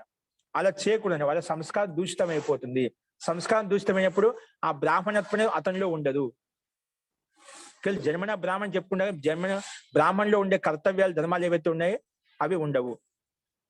అది దోషయుక్తం అవుతుందండి ఖచ్చితంగా. అంటే మళ్ళీ వాళ్ళకి అటువంటి జన్మ మళ్ళీ కలగదు. బ్రాహ్మణ కుటుంబంలో ఉండి బ్రాహ్మణ కుటుంబంలో ఏదైతే సత్కర్మలు చేయడానికి అయితే ఒక అవకాశం కలిగిందో ఆ కర్మలు చేయకుండా ఏదైతే ఆ సమయాన్ని వృధా చేసుకుంటారో ఆ సమయంలో అధర్మికమైన పనులు పాపకర్మలు చేస్తారో ఖచ్చితంగా ఆ జన్మ మళ్ళీ కలగదు. భగవంతుడు ఆ జన్మ ప్రసాదించడు. బ్రాహ్మణ కుటుంబంలో ఉండడు. ఏదో ఇంకా సామాన్య కుటుంబంలో పుట్టి మళ్ళీ అక్కడ ఉండే సంస్కారం బట్టి ఏ విధంగా అలవాటు చేసిన ఆ సంస్కారం బట్టి మళ్ళీ అదే వాతావరణంలోకి ఉత్పన్నం అవుతాడు అనమాట. అక్కడ జన్మ తీసుకుంటాడు.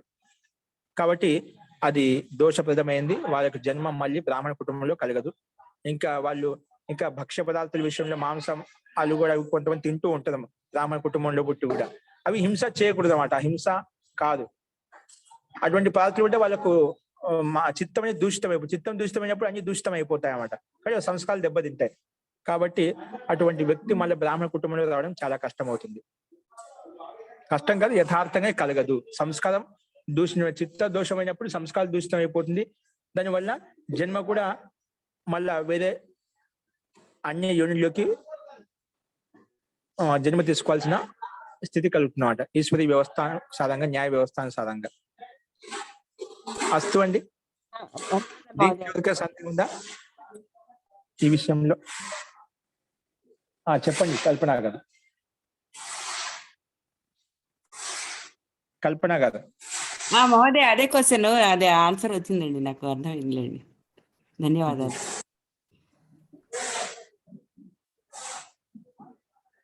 మన కర్మలను బట్టి మనకు వృత్తి ఉంటుందండి, జన్మ ఉంటుంది. ఎందుకంటే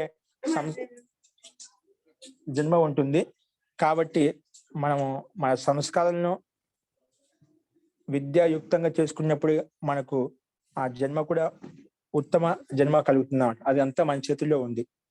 కాబట్టి మన ధర్మాది సంస్కారాలు బాగా ఉన్నప్పుడే అటువంటి కర్మలు చేసినప్పుడే మనం అటువంటి ఉత్తమ జన్మ ఉత్తమ కుటుంబం మనకు కలుగుతుందండి. అందుకే భగవంతుడు ఎవరికైతే ఐశ్వర్యాన్ని ధనాన్ని అన్ని ప్రసాదించాడో అక్కడ మనం దాన్ని అహంకారంతో మదంతో దాన్ని వ్యర్థం చేసుకోకుండా ఇంకా ఆ ధనాన్ని ధర్మ మార్గంలో ఉపయోగించి మనము ఇంకా ధార్మిక అనుష్ఠానాలు చేసుకుంటూ పోతున్నాం అనుకోండి, ఆ పుణ్యకర్మాశం పెరుగుతూ పోతుంది. ఆ పుణ్యకర్మాశం పెరిగినప్పుడు మనకు మళ్ళీ అటువంటి ఐశ్వర్యం భగవంతుడు మనకు ప్రసాదిస్తాడన్నమాట.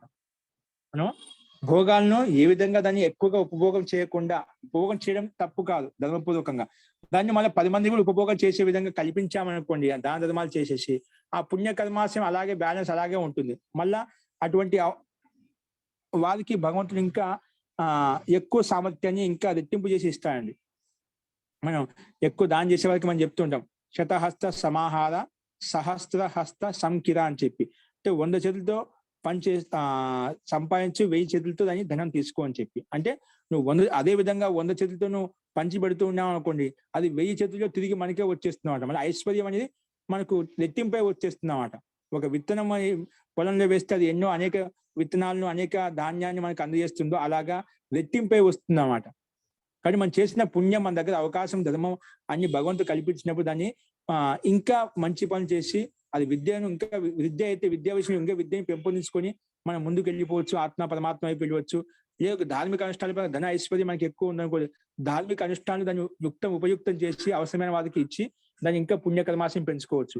ఆ రకంగా మనకు సంస్కారాలు ఉత్తమంగా మార్చుకొని మన ఉత్తమ జన్మ ద్వారా మనం విద్యను పొందుతాం. అంటే ఇప్పుడు ధార్మిక అనుష్ఠానాలు ఎక్కువ వచ్చిన పుణ్యకర్మాశం ఎక్కువైనప్పుడు అంటే మనకు విద్య కూడా అతి త్వరగా లభిస్తుందండి. అంటే వివేక జ్ఞానం మనం కలుగుతున్నాం అంట. ధర్మం ఇప్పుడు ధార్మికమైన వ్యక్తే విద్యకి దగ్గరలో ఉంటామన్నమాట. ధార్మికమైన వ్యక్తి విద్యను సంగ్రహించగలుగుతాడు, సూక్ష్మాతి విషయాలను గ్రహించగలుగుతాడు. అధార్మిక వ్యక్తి ఇటువంటి విద్య అనేది వాళ్ళు సూక్ష్మ విషయాలను గ్రహించే శక్తి సామర్థ్యం అతనికి ఉండదన్నమాట. కాబట్టి ధార్మిక వ్యక్తికి ఇటువంటి విద్య యొక్క అనుగ్రహం కూడా ఉంటుంది. కాబట్టి అటువంటి వ్యక్తి మన జ్ఞానం పెంపొందించుకొని గురు సాన్నిధ్యంలో ఆ జ్ఞాన్ని పెంచుకొని ఆత్మ పరమాత్మ వైపు ముక్తి వైపు వెళ్ళగలుగుతామన్నమాట. కాబట్టి మనము ఈ అవకాశాన్ని మనం సద్విషయాల్లో ఉపయోగించుకుంటూ ధార్మిక అనుష్ఠానాలు చేసుకుంటూ మనము మన జ్ఞానాన్ని పరిశుద్ధం ఆత్మకి శుద్ధి చేసుకుంటూ ముందుకు వెళ్ళాలండి. అస్తు. ఇంకెవరికైనా సందేహం? మహోదయ, సామాన్య కుటుంబంలో పుట్టిన ఆ ధార్మిక కర్మలు చేసుకుంటూ ఉంటుంటే బ్రాహ్మణత్వం వస్తుంది కదా? ఖచ్చితంగా వస్తుందండి, ఖచ్చితంగా వస్తుంది. పుణ్యకర్మాశ ఎక్కువ కొద్ది పరమాత్మ మారుస్తాడు ఖచ్చితంగా. నువ్వు ధార్మిక అనుష్ఠానాలు చేస్తున్నావు ఒకటి, ధర్మత్వం ఎక్కువ ఉంది అంటే బ్రాహ్మణ కుటుంబంలోకి వెళ్తున్నావు అంటే అక్కడ విద్య యొక్క అవకాశం ఉంటుంది, విద్యను గ్రహించుకోవడానికి మనకి అవకాశం కలుగుతున్నాం. కాబట్టి మనం ఇప్పుడు సామాన్య కుటుంబం అంటే ఇప్పుడు మనకి సామాన్య కుటుంబం అంటే మనం ఎప్పుడు ధార్మిక అనుష్ఠానాలు చేయడం కాదు, మనకి గత జన్మలో చేసిన కర్మానుసారం ఇప్పుడు జన్మ వచ్చిందంట. మళ్ళీ ఈ జన్మలో ఏ జన్మలో ఉన్నా కూడా ఇప్పుడు ఏ కుటుంబం సామాన్య కుటుంబం కావచ్చు, ఇంకా మధ్య కుటుంబం కావచ్చు, ఇంకా అతి సామాన్య పరివారంలో ఉన్నా కూడా ధార్మిక క్రియాకలాపాలు చేస్తూ మనము యథార్థంగా చేస్తూ మనము మన జాతిని కొంచెంగా పెంచుకుంటూ ముందు బాగా తీసుకెళ్ళచ్చు, ఉత్తమ కుటుంబంలోకి తీసుకెళ్ళచ్చు అండి. ఖచ్చితంగా పరమాత్మ అక్కడ తీసుకెళ్తాడు. కాబట్టి ఇది బ్రాహ్మణ కుటుంబంలో పుడితే మనకి ఇలాంటి సంస్కారాలు వస్తే అలా అనుకోదు. క్షత్రియులకైనా వస్తాయి, వైశ్యులకైనా శుద్ధులకైనా కూడా వస్తాయి, అందరికీ వస్తాయి. ధర్మాధర్మ వివేకం మనకు స్వతహా ప్రతి ఆత్మకు ఉంటుంది. కాకపోతే సంస్కార వశంగా వాసనలు ప్రబలం కావడం వల్ల, అనాదివాస సంస్కారం ప్రబలంగా ఉండడం వల్ల అన్ని తెలిసి కూడా అదే వైపు మనం ముందుకు వెళ్తూ ఉంటాం, ఆ ఆకర్షణకు లోన్ అవుతుంటాం. వ్యసనం ఆ వ్యసనంగా మారిపోయి మంద వ్యక్తికి అలవాటినప్పుడు వద్దు అనుకునే కూడా మళ్ళీ ఆ టైంకి వచ్చేసి ఇప్పుడు ఇది వద్దంటాడు, మళ్ళీ తర్వాత అక్కడ మళ్ళీ అక్కడ కూర్చొని తాగుతూ ఉంటాడు అనమాట. తెలుసు ఇది నష్టం, ఇది హాని కలిగిస్తుందని చెప్పి. అంటే ఆ వ్యసనం అనేది మనిషికి ప్రాణాలు కూడా లెక్క చేయదన్నమాట. ప్రాణాలు లెక్క చేయకుండా అంత మూఢత్వంలో అంధకాలంలో వెళ్ళిపోతామన్నమాట. అంటే ఈ మందు అనేది మనకు మాధ్యమం, అది ఏదైతే తాగుతున్నదో అది బుద్ధిని ముందు చెడగొడుతుందండి, బుద్ధి మాంద్యం చేస్తుందన్నమాట. కాబట్టి అలాంటి మైకంలో అలాంటి మత్తులు ఏం చేస్తున్నారో తెలుదామట. అలాంటి ఇప్పుడు అలా యుక్తం అయిపోయి అజ్ఞాన అంధకాలంలో యుక్తం అయిపోయి పూర్తిగా ఆధార్మికమైన పనులు పాపకములు ఎక్కువ చేయడం వల్ల మళ్ళీ అధోగతిని పొందుతాం. అదే ఉత్తమ మార్గంలో ఉత్తమ కర్మలు చేయడం వల్ల ఏ స్థితిలో ఉన్నా కూడా, ఏ కింది పరివారంలో ఉన్నా కూడా, సామాన్య కుటుంబంలో ఉన్నా కూడా ఉత్తమ కర్మలు చేసి ఉత్తమ కుటుంబాన్ని, ఉత్తమ జ్ఞానవంతులమైనటువంటి విద్వాంసుల కుటుంబంలో మళ్ళీ బ్రాహ్మణ కుటుంబంలో మనం జన్మ తీసుకుంటామని. అంటే బ్రాహ్మణ కుటుంబం అంటే అది రెండు వేరు. అందరూ మానవులు మాత్రం అందరూ సమానులు అండి, గుర్తుపెట్టుకొని. అది బ్రాహ్మణులు, క్షత్రియులు, వైశ్యులు శుద్ధి ఎందుకుంటాం అంటే మనం మనుషుల్లో విభేదం చేయడం లేదు, నీ గుణాలను బట్టి నీకు ఉపాధి ఇస్తున్నాము, నువ్వు చేసే గుణాలను బట్టి, నువ్వు చేసే కర్మలను బట్టి ఉపాధి ఇస్తున్నాను. వేరు కానీ అనుకోదు, బ్రాహ్మణులు వేరు, క్షత్రియులు అంతా ఒకటే, మనుషులమంతా ఒకటే, ఆత్మలంతా ఒకటే. నువ్వు చేసిన గుణకర్మ విభాగ ప్రకారంగా, నువ్వు చేసిన ధర్మాల ప్రకారం ఇతని ఈ ధర్మాలు, ఈ గుణాలుంటే ఇతని బ్రాహ్మణుడు అని చెప్పి, ఈ గుణాలుంటే క్షత్రుడు అని చెప్పి, ఈ గుణాలుంటే వైశ్యుడు, ఈ గుణాలుంటే శుద్ధుడు అని చెప్పి మనము నీ గుణాలను, నీ సంస్కారం బట్టి ఉపాధి ఇస్తున్నాం. కాబట్టి వేరు చేయడం లేదు, అలా అనుకోకూడదు. ఓ బ్రాహ్మణ కుటుంబం ఉంటే మనకి ఇవ్వాలి అక్కడ అంటే ఉత్తమ కర్మలు చేస్తారు, అటువంటి వారికి బ్రాహ్మణి ఒక నామకరణం ఇచ్చాము శాస్త్ర ప్రకారంగా. అటు కర్మలు చేసుకుంటే అటువంటి కుటుంబంలో మనం పుడతాము, అటువంటి జ్ఞానవంతుల కుటుంబంలో, ధార్మిక అనుష్ఠానం అనుసరించేటువంటి కుటుంబంలో మనం పుడతాము. కానీ మన సంస్కారం మార్చుకోవాలి, ఆత్మ యొక్క సంస్కారం మార్చుకుంటూ ఉంటే, జ్ఞానశుద్ధి కలుగుతూ ఉంటేనే, ఆత్మశుద్ధి కలుగుతూ ఉంటేనే మనం స్టెప్ బై స్టెప్ ముందుకు వెళ్తామంట. అంటే విద్యను ఆస్వాదించడానికి, విద్యను తెలుసుకోవడానికి మనకు అవకాశం కలుగుతూ ఉంటుంది. ఇప్పుడు బ్రాహ్మణ కుటుంబంలో ఉన్నా సరే వాళ్ళు యజ్ఞ యాగాదులు ఇవన్నీ చేయట్లేదు మహోదయ. ఇది చేయకుండా అందుకే ఉండి వాళ్ళ సంస్కారం ఆ. దూషణ చేసుకుంటారు. ఇప్పుడు ఇచ్చిన అవకాశం ఉపయోగించుకోబోతుంది, ఆ పుణ్యకర్మాసి నశించిపోతున్నాం అట. ఇచ్చిన అదే అవకాశం యజ్ఞం సదుపాయం చెయ్యాలి, చేసుకోకపోతే చేయించాలి, ఆ ఆ, స్వాధ్యాయం చేయాలి, చెప్పాలి. ఇవన్నీ చెప్పాలి, ఏం చెప్పటల్లా, చెప్పటం లేదు. వాళ్ళ వాళ్ళ వృత్తి ధర్మాన్ని వదిలేశారు. ఏదో భౌతిక పాశ్చాత్య వదిలేశారు. విద్యాలు యుక్తమైపోయి దాంట్లో లీనం అయిపోయారు అనమాట. అందుకే అవును. ఇప్పుడు స్థితి మనకు కలిగిందండి. ఇప్పుడు మన అదే రాజ్యం అదే. అన్యాయం ఎక్కువైపోయి అరాజకత ఎక్కువ అయిపోయింది కదా ఈ అవును. కలియుగంలో. కాబట్టి ప్రతి ఒక్కరు కూడా వాళ్ళ వాళ్ళ ధర్మాలను పాటిస్తూ ఆచరిస్తూ ఉంటే అన్ని వ్యవస్థితంగా ఉంటాయని.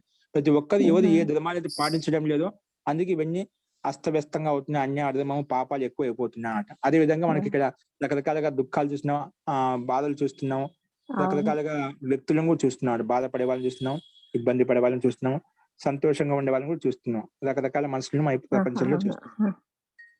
అస్తు కల్పన గారు. ఏం లేదు. ఇప్పుడు ఉత్తమ కర్మ వల్ల ఉత్తమ జన్మ వచ్చిన తర్వాత కూడా పాపకర్మలు ఎందుకు చేస్తారు వాళ్ళు? ఏంటండి మీ వాయిస్ కట్ ఉంది, కొంచెం బ్రేక్ దగ్గర పెట్టుకోండి. ఉత్తమ కర్మ వల్ల ఉత్తమ జన్మ వచ్చినా కూడా పాపకర్మలు ఎందుకు చేస్తారు వాళ్ళు? ఉత్తమ జన్మ వచ్చినా కూడా పాపకర్మలు ఎందుకు చేస్తారంటారా? ఉత్తమ జన్మ వచ్చినది ఇప్పుడు ఉన్న వర్తమాన ప్రభావం వల్ల, అది వర్తమాన సాంగత్యం వల్ల అలా దోషాలు వస్తాయన్నమాట. ఉత్తమ కుటుంబంలో వచ్చింది అంటే అక్కడ ఆలస్య ప్రమాదం వల్ల, అది వాళ్ళ విద్యను అభ్యసించకుండా అవిద్యతో యుక్తం కావడం వల్ల, పాశ్చాత్య ప్రబృతి ఇప్పుడున్న వర్తమాన పరిస్థితులు అయితేనా వాళ్ళ సాంగత్యం వల్ల, సహవాసం వల్ల వాళ్ళ ధర్మాలను మర్చిపోయారు, కర్తవ్యాన్ని మర్చిపోయారు అనమాట. పుణ్యకర్మాశ్రమం అంటే అటువంటి కుటుంబం కలిగింది, అక్కడ వినియోగించుకున్నా మళ్ళా బయట ప్రభావం వల్ల, ఇప్పుడు వాతావరణం వల్ల బయటికి వెళ్ళిపోయి ఇప్పుడు ఆ ప్రభావానికి లోన్ అయిపోయారు అనమాట. అది అహంకారంలో లేదా మదంలో ఆ అహంకారానికి సాంగత్యం వల్ల ఆ ప్రభావం వస్తుందండి. అది ఆలస్య ప్రమాదం వల్ల ఇప్పుడు వర్తమానంలో చేసిన పురుషార్థం అండి. వర్తమానం చేసిన పురుషార్థం వల్ల అలా కర్మలు చేస్తున్నాడు, కొత్త క్రియేట్ చేసుకుంటున్నాం అన్నమాట. అది నిదానంగా అది సంస్కారం ఒక్కసారి స్టెప్ మారిందనుకోండి, ఒకసారి గతి తప్పిందనుకోండి, అదే గతిలో వెళ్ళిపోతుంటాం అన్నమాట. ఒకసారి నిర్ణయం తీసుకోవాల్సిన దగ్గర తీసుకోలేదు అనుకోండి, అది అలాగే అదే తప్పులు అదే మార్గంలో వెళ్తూ ఉంటాం అన్నమాట. అంటే అది సాంగత్యం యొక్క ప్రభావం, ఆలస్య ప్రమాదం వల్ల, వాళ్ళు వర్తమానంలో చేసేటువంటి క్రియాకలాపాల వల్ల అలా చేస్తున్నారు. అంటే సంస్కారం ప్రబలంగా, అంటే రెండు ఉన్నాయన్నమాట. సంస్కారం అంటే 70% వాళ్ళకు పుణ్యకర్మాశయం ప్రబలంగా ఉంది, దాంట్లో 50% పాపం అలా సంస్కారం కూడా ఉన్నాయి. అంటే వివేకం ఉంది, మంచి చెడు తెలుసు, మంచి చెడు తెలిసిన కూడా ఆ 50% పాపని మనిషిని అటువైపు ఆకర్షించేందుకు దానికి లోన్ అయిపోయారు అనమాట. ఆ వాసనకి లోన్ అయిపోయారు, ఆ కర్మలకి లోన్ అయిపోయారు. అంటే ముఖ్యమైన చేయాల్సిన కర్మలు వదిలేశారు అనమాట. కొంచెం పుణ్య ప్రభావం ఎక్కువగా ఉంది కాబట్టి ఈ కుటుంబం కలిగింది, అక్కడ పాపం కూడా ఉంది అనమాట. దాని రెండు సమ బ్యాలెన్స్ లో ఉన్నప్పుడు ఆ వేగ ప్రభావంలో ఏమవుతుంటే ఆ వాసన సంస్కారం వలన అర్థం వైపు, అన్యాయం వైపు, అకర్తవ్యం వైపు వెళ్ళిపోయి వాళ్ళ సంస్కారంగా దూషణ చేసుకుంటే అటువైపు వెళ్ళిపోతున్నారు అనమాట. అంటే సంస్కారం ఉంది, సంస్కారం అది ప్రేరేపిస్తుంది. ఇప్పుడు గుర్తు పెట్టుకోండి, మనకు ప్రతి ఒక్కరికి ఒక సంస్కారం ఉంటుందన్నమాట. ఆ సంస్కారం దాని టైం వచ్చినా ప్రేరేపిస్తుంటుంది. అప్పుడు మనం వివేకంగా, ధైర్యంగా ఉండేదని ఆ సంస్కారం తొలగించుకోవాలి. అది మనకు భోగాన్ని ఇస్తుందన్నమాట. భోగాన్ని ఇస్తుందంటే మనకు ఏదో దుఃఖానుభూతి అయితే అనుభవించాలో దుఃఖానుభూతి కలుగుతుంది. ఆ టైంలో ధైర్యంగా ఉండే ఆ కర్మ తొలగిపోయేంత వరకు మరి ధైర్యంగా ఉండాలి, సత్య మార్గంలో, ధర్మ మార్గంలో ఉండాలి. అందుకే ధర్మాత్మకు చాలా కష్టాలు వస్తాయి. ఎందుకంటే కొన్ని కర్మలు వాళ్ళ కష్టాన్ని ఇస్తున్నాయట, వాళ్ళని పరీక్షిస్తున్నాయట. పరీక్షించడం కాదు, ఆ కష్టాలు నిమించాం, కానీ వాళ్ళు అటువంటి కష్టంలో ఆ ధర్మాన్ని తప్పకుండా ఆ ధర్మాన్ని ఉంటుందన్నమాట. ఆ కష్టం తొలగిపోయిందన్నమాట. గత జన్మలు చేసిన కొన్ని ఆధర్మికమైన కర్మలు ఏవైతే ఉన్నాయో అవి కష్టాన్ని ఇస్తున్నాయి. ఇప్పుడు ధర్మ మార్గంలో ఉన్నప్పుడు కష్టాన్ని వస్తున్నాయంటే అది చేసిన పోయిన జన్మ యొక్క కర్మ ప్రభావం, ఆ కర్మ ప్రభావం వచ్చింది. ఆ కర్మ ప్రభావానికి లోను కాకుండా అతడు అలాగే ధర్మాన్ని కాపాడుకుంటూ అదే మార్గంలో వెళ్ళి ఆ కర్మను తొలగించేశాడు అన్నమాట. అట్లా కొన్ని గత జన్మలో ప్రభావం మన మీద చూపిస్తాయి అన్నమాట. అప్పుడు మనం ధైర్యంగా ఉండి దాన్ని తొలగించుకునే విధంగా ఆ ప్రభావం చూపించినప్పుడు, ఆ సంస్కారం, ఆ వాసన కలిగినప్పుడు ఇది మంచిది కాదు, ఇది చెడు, ఇది యుక్తి సంగతమైనది కాదు, న్యాయయుక్తమైనది కాదు, ధర్మయుక్తమైనది కాదు అని చెప్పి దాన్ని మనం అక్కడ స్థిరంగా ఉండి మన ధైర్యంతో దాన్ని ఓర్చుకొని ఆ కర్మను తొలగించేసేయాలి. అర్థమైందా? కాబట్టి మన గత జన్మ సంస్కారాలు మన ప్రభావం చూపిస్తాయి. మనం అటువంటి సందర్భంలో మనం ధైర్యంగా, ఓపికతో ఉండి ఆ సంస్కారం తొలగించి ఆ టైం తప్పించాలి. టైం తప్పించామా అది కర్మ వెళ్ళిపోతుందన్నమాట, ఆ ప్రభావం చూపించదు. కాబట్టి ఉత్తమ జన్మ కలిగి కూడా వాళ్ళు ఎందుకు తప్పు చేస్తున్నా అంటే సంస్కారాలు కూడా ఉన్నాయి. ఆ సంస్కారానికి ఎక్కువ ప్రభావం లోనైపోయి ఇంద్రియ విషయాలకు లోనైపోయి అటువంటి విషయాలపై ఆకర్షితులు అవుతున్నాయండి. ఉత్తమ జన్మ అంటే పూర్తి ఉత్తమ జన్మ అంటే అటువంటి కర్మలు చేయరు. ఇప్పుడు ఉత్తమ జన్మ కలిగినప్పుడు మనసులో అభిమానం అహంకారం వస్తుంది. విద్య వచ్చినప్పుడు అవిద్య అహంకారం వస్తుంది. అది విద్య కలిగినప్పుడు అహంకారం, ధనం వచ్చినప్పుడు అహంకారం వచ్చినా కొన్ని అభిమానంలో అహంకారంలో ఆసక్తితో యుక్తమైనప్పుడు దోషాలు స్వతహా సంభవిస్తాయండి. ఇప్పుడు ఎందుకంటే ఐశ్వర్యం వచ్చినప్పుడు కూడా తెలియకుండానే అహంకారం వచ్చేస్తుంది, అభిమానం వచ్చేస్తుంది. అప్పుడు అవన్నీ అహంకారం, అభిమానం, ఆసక్తి కలిగినప్పుడు ఏమవుతుందంటే దోషాలకు అవకాశం కలుగుతుంది అన్నమాట. దోషాలకు అవకాశం ఆ టైంలో మనం చాలా నియంత్రణంగా నిగ్రహంగా ఉండాలి. అందుకే ఆ టైంలో వచ్చినారు కదా అని చెప్పి ఆ మతంలో మనకేముంది, మా జన్మని అందరూ పూజిస్తున్నారు, సత్కరిస్తున్నారు, మనం చదవడం ఎందుకండి, బ్రాహ్మణుడు అంటేనే అందరూ అభిమానం, గౌరవం అంటూ ఉంది అని అనుకున్నాం అనుకోండి, సరే తాత్కాలికంగా ఉంటుంది. ఎంతవరకు ఉంటుంది? తర్వాత నీ కర్మను బట్టి అది నిదానంగా నీ ప్రభావం తగ్గిపోతుంది అన్నమాట. అటువంటి స్థితి కలుగుతుంది. ఓకే అండి. సో సంస్కారం ఉంటాయి కాబట్టి అలా చేస్తుందండి వాస్తవంగా. కాబట్టి తెలుసు, అక్కడ వివేకం తెలిసి తప్పు ఇది ఒప్పు అని తెలుసు, ఆయన చేస్తూ ఉంటారు. అది సంస్కార ప్రాబల్యం వలన అలా వస్తుంది. దానికి ఆ ప్రభావానికి లోన్ అవుతారు. ఇంకోటి సహవాసం, సాంగత్యం వల్ల వాతావరణం యొక్క, అక్కడ ఉండే వాతావరణం యొక్క ప్రభావం వలన అలా అవుతారు. అందుకే ముందే జ్యేష్ఠులు ఎవరైతే ఉన్నారో వాళ్ళని ముందే తల్లిదండ్రులే ముందు ఒక మంచి మార్గంలో పెట్టారన్నమాట. ముందు ఇచ్చే తల్లిదండ్రుల యొక్క శిక్షణే అది పిల్లల మీద ప్రభావం పడుతుందన్నమాట. కాబట్టి మనం ముందుగానే వాళ్ళని ఒక క్రమశిక్షణ క్రమబద్ధులు పెట్టినప్పుడు వాళ్ళు ఒక మంచి మార్గంలో ముందుకు వెళ్తూ ఉంటారండి. అస్తు. ఇంకెవరికైనా సందేహాలు చెప్పండి అండి. అలా కాకుండా ఇప్పుడు మొన్న యాక్సిడెంట్ లో మన గురుకులం పెట్టిన ఈ జన్మలో ధార్మిక కర్మలు చేస్తూనే వాళ్ళకి మరి యాక్సిడెంట్లు అయ్యి చనిపోయారు. యాక్సిడెంట్ అంటే వాళ్ళు చేసిన పొరపాటు అండి, వాళ్ళ నిర్లక్ష్యం. అప్పుడు వర్షం వచ్చినా జాగరూకంగా ఉండాలన్నా, జాగరూకంగా ఉండకుండా వర్షం పడుతుంది, అక్కడ ప్రయాణం చేసుకుంటూ పోతున్నాం, కాసేపు పక్కన ఆపుకోవచ్చు కదా. అంటే వాళ్ళకు ఏదో ఇంకా కార్యం చేయాలని ఉద్దేశం. మనీ ఇది కాకుండా ఎదుటి వాళ్ళు కూడా వాళ్ళు చూడకుండా కొట్టచ్చు, చూసి అది కూడా ఉంటుందండి. మన మార్గం అతని విషయంలో మీద ఏదో యాక్సిడెంట్ ఏదని చెప్తున్నారో అతని మార్గంలో వెళ్తున్నాడంట. అక్కడి నుంచి అతని కూడా ఒక ట్రక్ వస్తుంది. అతను ఏదో అంటే అతను ఎదుటి వాళ్ళ పరిణామాలు కోసం మనం లోన్ అయిపోతాం. ఎదుటి వాళ్ళ పరిణామాలు కూడా మనం పరిణామానికి లోన్ అయిపోతాం అన్నమాట. మనం దానికి కర్మను అనుభవించాల్సి వస్తుంది. కానీ ఆ కర్మ ప్రాయశ్చిత్తం ఉంటుంది. కానీ మనం కూడా ఎందుకు అటువంటి టైంలో మనం కొంచెం జాగరూకంగా ఉండాల్సింది. ఎదుటి వాళ్ళు ఏం చేస్తారు ఎప్పుడేమో తెలియదు, కొన్ని కర్మలు ఉంటాయి. అందుకే ఇటువంటి విషయాల్లో ఎందుకు అలా జరిగినామంటే నా కర్మన, అది కర్మ కాదండి, అది ఎదుటి వాళ్ళ యొక్క పరిణామం. ఎదుటి వాళ్ళ యొక్క పరిణామానికి మనం బలి అయిపోయాం అంతే. అది కొంచెం మంది కూడా అటువంటి సందర్భంలో ముందే ఊహాపోతూ మనం ఇట్లా ట్రక్ వస్తుంది, ఈ టైం జాగ్రత్తగా ఉండాలి, ఏదైనా ప్రమాదం జరగవచ్చు, ముందు అలర్ట్ గా ఉండితే కొంచెం దానికి అవకాశం మార్గం ఉండేదన్నమాట. అంటే ఎక్కడో ఒక చోట పొరపాటు కొంచెం నిమిత్తం అయితే మనం కూడా ఏర్పడ్డాము, ఆ వ్యక్తికి నిమిత్తంగా మనం వచ్చాము. ఆరంభం లేని ఏది కాదండి, సంయోగం లేని ఏది కాదు. సంయోగం అతని నిమిత్తం ఏర్పడింది అన్నమాట. ఎక్కడో పొరపాటు మనం ఏదైనా దాన్ని ఓవర్టాక్ చేయాలని చూసామో, లేదంటే వెనక వచ్చేసామో, లేదా కొంచెం మధ్యలో వెళ్తున్నామో అంటే ఎక్కడో కొంచెం పొరపాటు అవశ్యం జరిగింది. ఆ పొరపాటు వలన ఇది పరిణామానికి లోనే కావాల్సి వస్తున్నాం. అంతా ఎదుటి వాళ్ళ వ్యక్తిదే ఉండదు. మనం కూడా దానికి ఆ నిమిత్తానికి ఎదుటి వాళ్ళ వ్యక్తికి ఆలంబనంగా ఏర్పడతాం. ఆలంబనంగా ఏర్పడినప్పుడు అదే క్రియ జరుగుతున్నాడు. ఆలంబనం లేకుండా సంయుక్తం లేకుండా అటువంటి క్రియ ఎప్పుడు జరగదు. ఖచ్చితంగా పొరపాటు మనలో కూడా అంతో ఎంతో ఉంటుంది. ఏదో అంటాం కదా, 2 చేతులు ఉంటే అది శబ్దం వస్తుందని చెప్పి, అట్లా ఇక్కడ ఆ రెండింటికి స్థితికి ఆలంబన స్థితి ఏర్పడకుంటే అటువంటి యాక్సిడెంట్ అయ్యేది కాదు. అంటే ఒక్కొక్కసారి మన తప్పు లేకపోయినా అవుతుంది అని చెప్తున్నారు. మన తప్పు లేకపోయినా వాళ్ళు చేస్తున్నారు. కారణం లేదు, ఎదుటి వాళ్ళ తప్పు ఎక్కువగా ఉంటుంది. కాబట్టి ఇది ఈ జన్మలు చేసిన కొన్ని పొరపాట్ల వల్ల పరిణామానికి లోన్ కావాల్సి ఉంటుంది. అది ఎవరైనా కావచ్చు. అది భగవంతుడు రాసిపెట్టి ఈ టైంకి నువ్వు యాక్సిడెంట్ చనిపోతాను భగవంతుడు ఎప్పుడు రాయడు. నీకు ఏమి ఇవ్వాలనుసారంగా భగవంతుడు ఇచ్చేసాడు, ఇంకా రక్షిస్తాడు. చాలా మంది ఎంతో రక్షింపబడలేదు. చాలా మంది అటువంటి సిచ్యువేషన్ కూడా చూస్తూ ఉంటాం అట. ఎంతో వాళ్ళు ఎన్ని రకరకాల ఘటనలు మనం టీవీలు చూస్తుంటాం, యూట్యూబ్లు చూస్తుంటాం అట. అంటే అంత పెద్ద పెద్ద యాక్సిడెంట్ దాంట్లోనే ఆయన చనిపోయారు, మిగతా వాళ్ళందరికీ కాస్త దెబ్బలు తగిలి, ఒక బాబుకి అసలు తగలలేదు, 2 బాబులకి తగిలినాయి, ఆమెకి తగలింది. మొత్తానికి వాళ్ళు నలుగురు సురక్షితంగా ఉన్నారు. గాయాలు కూడా ఒక అతను వెనక స్పాట్ చనిపోయాడు. ఆయనే అట్లా కొన్ని చనిపోయాడు. ఉంటాయండి. కాబట్టి మనము వాటిని ఇవి కర్మనో గహనో నిజంగా ఈ కర్మకి అదే వాళ్ళు చిన్నప్పటి నుంచి గురుకులంలో చదువుకొని ధార్మిక ఈ వ్యవస్థలో ఇది ఉంటూ గురుకులం నడుపుతూ ఉన్న వ్యక్తికి అలా జీ, జీ, జీ. జరిగిపోయింది. అదే ఈ విషయం చెప్పలేం. కొన్ని పొరపాట్లు మనతో జరుగుతూ ఉంటాయి. ఆ పొరపాటుకు ఇప్పుడు ఏదో సావధాని హటి దుర్ఘటన అంటే గతి అది క్రితం జన్మలో చేసిన ఏమన్నా అది కూడా ఉండొచ్చేమో.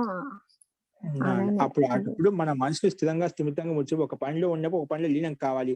అదే డ్రైవింగ్ లో ఉన్నప్పుడు మనం దానికి సావధానంగా ఉండాలి. అట్లా కొన్ని మనం చెప్తే ఆలంబనం అయితే అక్కడ అతనికి ఇచ్చాము, ఆలంబనం కలిగించాం కాబట్టి అది పొరపాటుకు అతని పొరపాటుకు మనం బలి అయిపోయాం.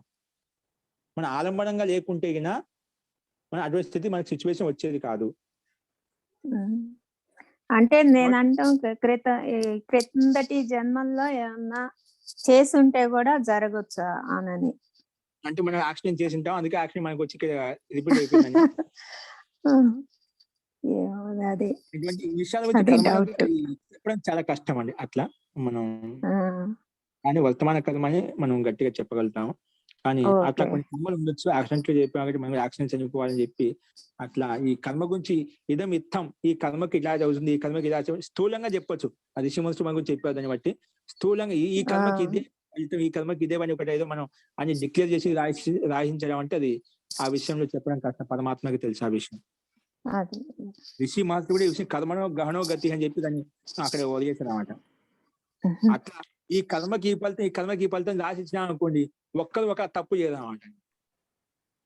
దీని ఫలితం ఈ రకంగా ఉంటుంది, ఈ ఫలితం అని చెప్పి అంటే అనుభూతి ప్రతి ఒక్కరు కలుగుతుంది. ఈ కర్మ చేసి నాకు ఈ కర్మ కలిగింది నిజం మీరు చెప్పినట్టుగా అనుభూతి ఏదైనా ఉండొచ్చు అన్నమాట. అది మనం చెప్పడం కష్టం ఇట్లా అని చెప్పి.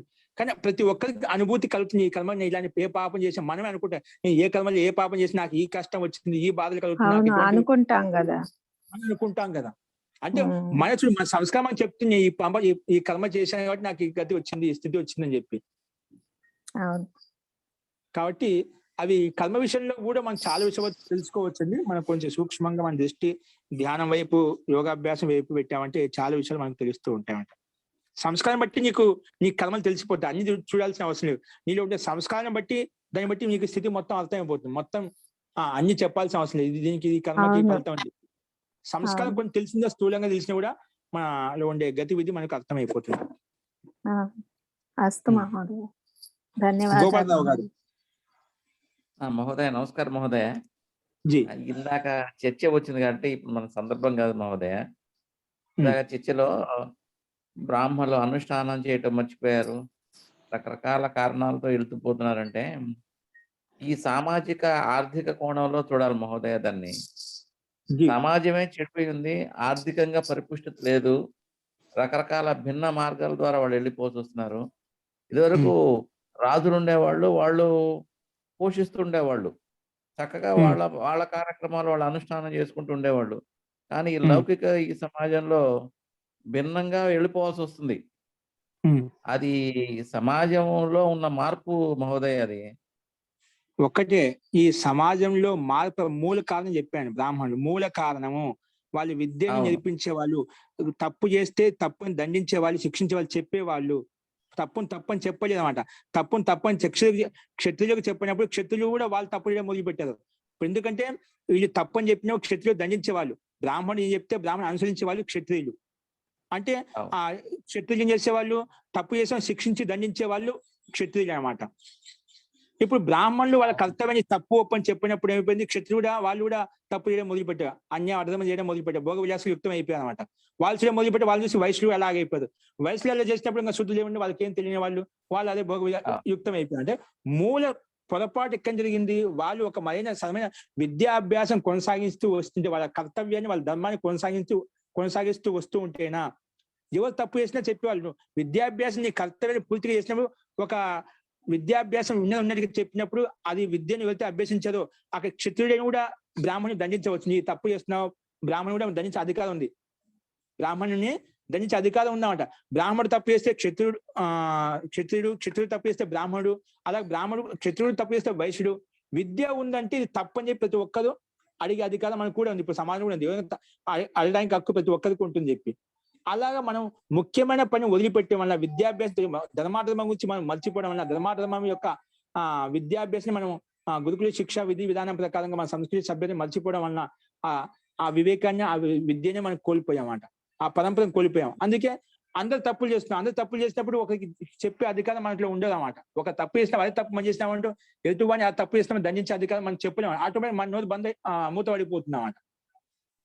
అట్లా పొరపాటు అక్కడి నుంచి స్కందం ఎక్కడ జరిగింది అక్కడి నుంచి జరిగింది అని చెప్తున్నాం అంట. వాళ్ళ కర్తవ్యమే మర్చిపోయారు కదా మహోదయ, వాళ్ళ కర్తవ్యం మర్చిపోయారు. ఆర్థిక కోణాలు కూడా లేదమ్మా, ముందు కర్తవ్యం మర్చిపోయారు కదా, ఆర్థిక కోణం ఆటోమేటిక్ గా వచ్చేస్తుంది. కాదని లేదు, ఆలంబన సమాజంలో వాళ్ళకి తినడానికే ఇవ్వకుండా, ఒక రూపాయి లేకుండా వాళ్ళు యజ్ఞయాగాదులు ఎట్లా చేస్తారండి? ఉన్న వాడికి మహోదయ, ఎట్లా చేయగలుగుతారు? ఉన్న వాడికి ఈ శాస్త్రాలు ఏం బోధపడతాయి మహోదయ?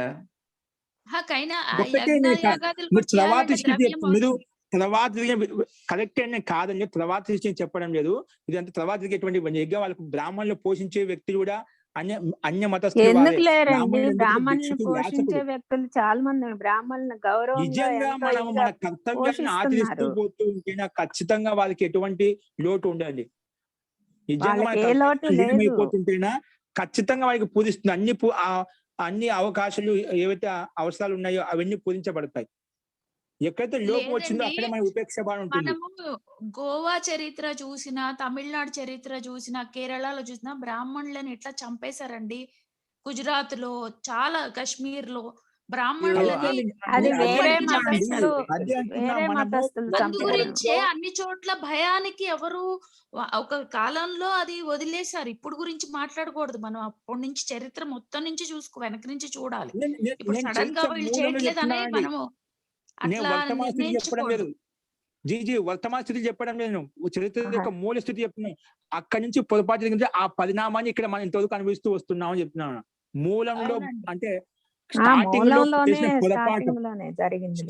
లో మిస్ అయినాం కాబట్టి అది స్లిప్ అయింది కాబట్టి అక్కడి నుంచి ఆ పరిణామం ఇంతవరకు మనం కింద పడుతూ వచ్చామన్నమాట. అన్ని అధర్మం అన్ని అధర్మాలు ఎక్కువ అయిపోయి భోగ విలాసాలు యుక్తం అయిపోయి మనం కర్తవ్యం మర్చిపోవడం వల్ల రాజులు కూడా వాళ్ళ కర్తవ్యాలు మర్చిపోవడం వల్ల దాని భోగ విలాసాలు యుక్తం అయిపోయి వాళ్ళు శత్రువుని దండించడము, వాళ్ళ కర్తవ్యాలను తెలియచేయకపోవడం వల్ల మనం అందరికీ ఇలాంటి దుఃఖాలకు అనుభూతి పొందడానికి ఇలాంటి స్థితి మనకు సమాజంలో ఇలాంటి వ్యవస్థ కలిగింది అనమాట. కాబట్టి మూలంలో జరిగినటువంటి స్థితిని చెప్తున్నాం. ఇప్పుడు వర్తమానంలో అలా ఏం చేయలేదు, అది పరిణామాన్ని అనుభవిస్తున్నాం. అంటే ఒక రాజు తప్పు చేసినా అంటే ఏమవుతుందంటే అది ప్రజలు మొత్తం ఆటోమేటిక్ గా అది ఆ మార్గంలోకి వచ్చేస్తున్నాం అంట. అంటే పొరపాటు అలా కొన్ని చేయడం మిస్టేక్ వలన ఇప్పుడు ఆ పరిణామానికి చూడు, ఒక జ్యేష్ఠ వ్యక్తి శ్రేష్ఠ వ్యక్తి తప్పు చేస్తే ఆ పరిణామం చాలా భయంకరంగా ఉంటున్నాడు. అందుకే మనుశాస్త్రంలో మను మహారాజు దానికి వాళ్ళ శిక్ష కూడా అదే తప్పు ఒక సూర్యుడు వ్యక్తి చేసినాడు సామాన్య పనిష్మెంట్ ఉంటున్నాడు, దండ వ్యవస్థ ఉంటుంది. అదే తప్పును ఒక శ్రేష్ఠ వ్యక్తి చేసిన కొన్ని పనిష్మెంట్ దానికి ఎన్నో రెట్లు ఎక్కువగా అనమాట. అంత భయంకరమైన శిక్షణ ఇచ్చామన్నమాట. కాబట్టి కొన్ని పొరపాట్లు మనం స్టార్టింగ్ లో చేశాం కాబట్టి ఆ పరిణామం ఇంతవరకు అనుభవిస్తూ ఉన్నాడు. మన కర్తవ్యాన్ని మర్చిపోయాం కాబట్టి అందుకే మనం ఎదిరించే శక్తి సామర్థ్యం లేకపోయింది. చెప్తేదా ప్రతి ఒక్కరికి అధికారం. అప్పుడు తప్పు చేస్తుంటే శూద్ర వ్యక్తి కూడా వయసుని ఎదిరించేవాడు, వయసుగా అందరిని ఎదిరించేవాడు అనమాట. ఇది మాకే ఇలా శిక్షణ ఇచ్చి మీరు ఇలా తప్పు చేస్తున్నా అండి అని అనుకోండి, అప్పుడు ఆ మనిషి ఆ వ్యక్తి ఎలా తలకాయ ముందు పెట్టుకుంటాడు? ఎవరు తప్పు చేయదనమాట. అంటే అది ఎందుకు విద్యను నేర్పించకపోవడం వల్ల, విద్యాభ్యాసం లోపించడం వల్ల ఇలా ఏంటండి అనేక రకమైన ఈ పరమత దండయాత్రల వల్ల సమాజంలోనే మార్పులు చాలా చాలా వచ్చేసాయి. అవి ఇప్పుడు ఇర్రిపేరబుల్ గా ఉన్నాయి. ఇంకా మన పరిస్థితి ఏంటంటే మళ్ళా తిరిగి సత్యయుగం రావాలంటే అందరూ ప్రయత్నం చేయాలి. అదే ప్రయత్నం చేయాలి. దానికి ఒకటిగా మార్గాన్ని విద్యా వ్యవస్థ ద్వారా మన విద్యా ప్రణాళిక మార్చినప్పుడే మనం మార్చగలుగుతాము. వర్గాల మీద విపరీతమైన దాడి జరిగింది మహోదయ.